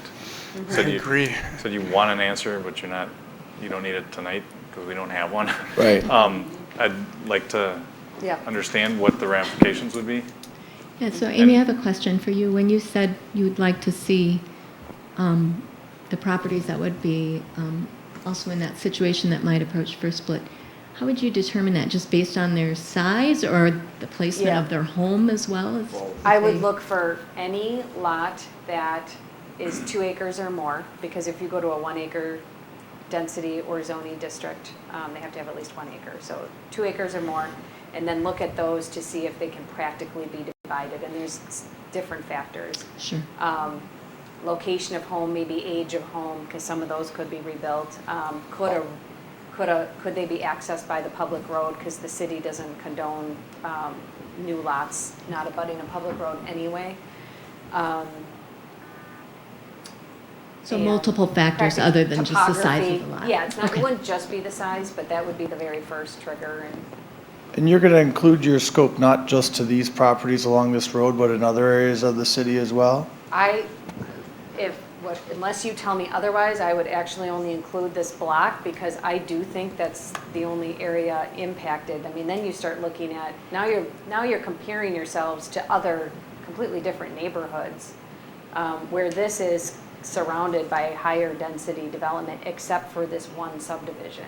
Okay, well, anywhere else in the city where there's higher density No, next to a 3-acre lot? Naglica Road. Right. there are some, yeah. I wasn't gonna do that. Because if we're doing it here, then You're gonna do it there. it could transfer over to other places. Do you want, I mean, that's up to you all, what you want me to try to review. I mean, that's not what I was planning on doing, but I can if that's what you need me to. Well, if we're gonna use that logical argument in this area of the city, why wouldn't somebody else use that argument somewhere else in the city?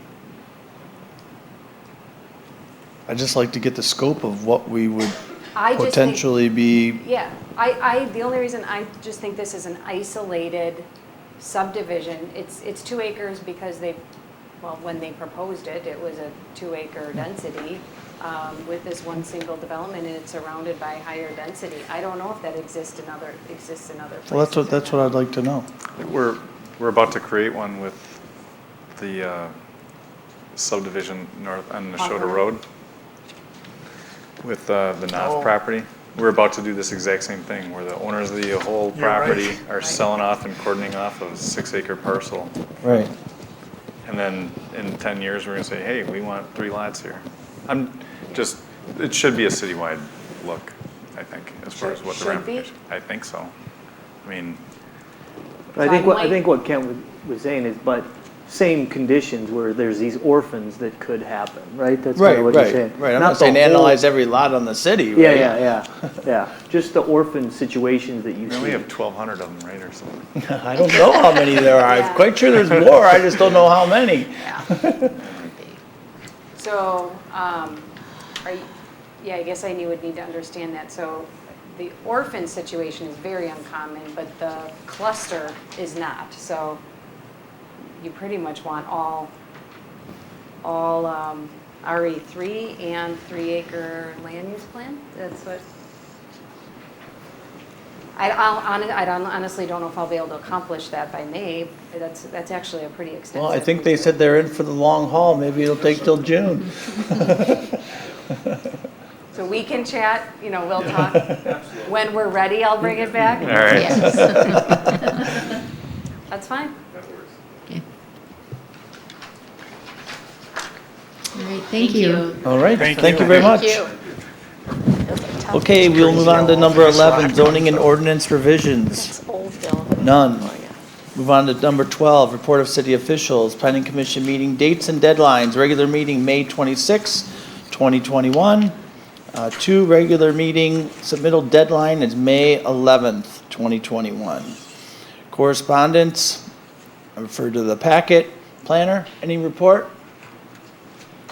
No, other than I could announce that we kicked off the economic development focus group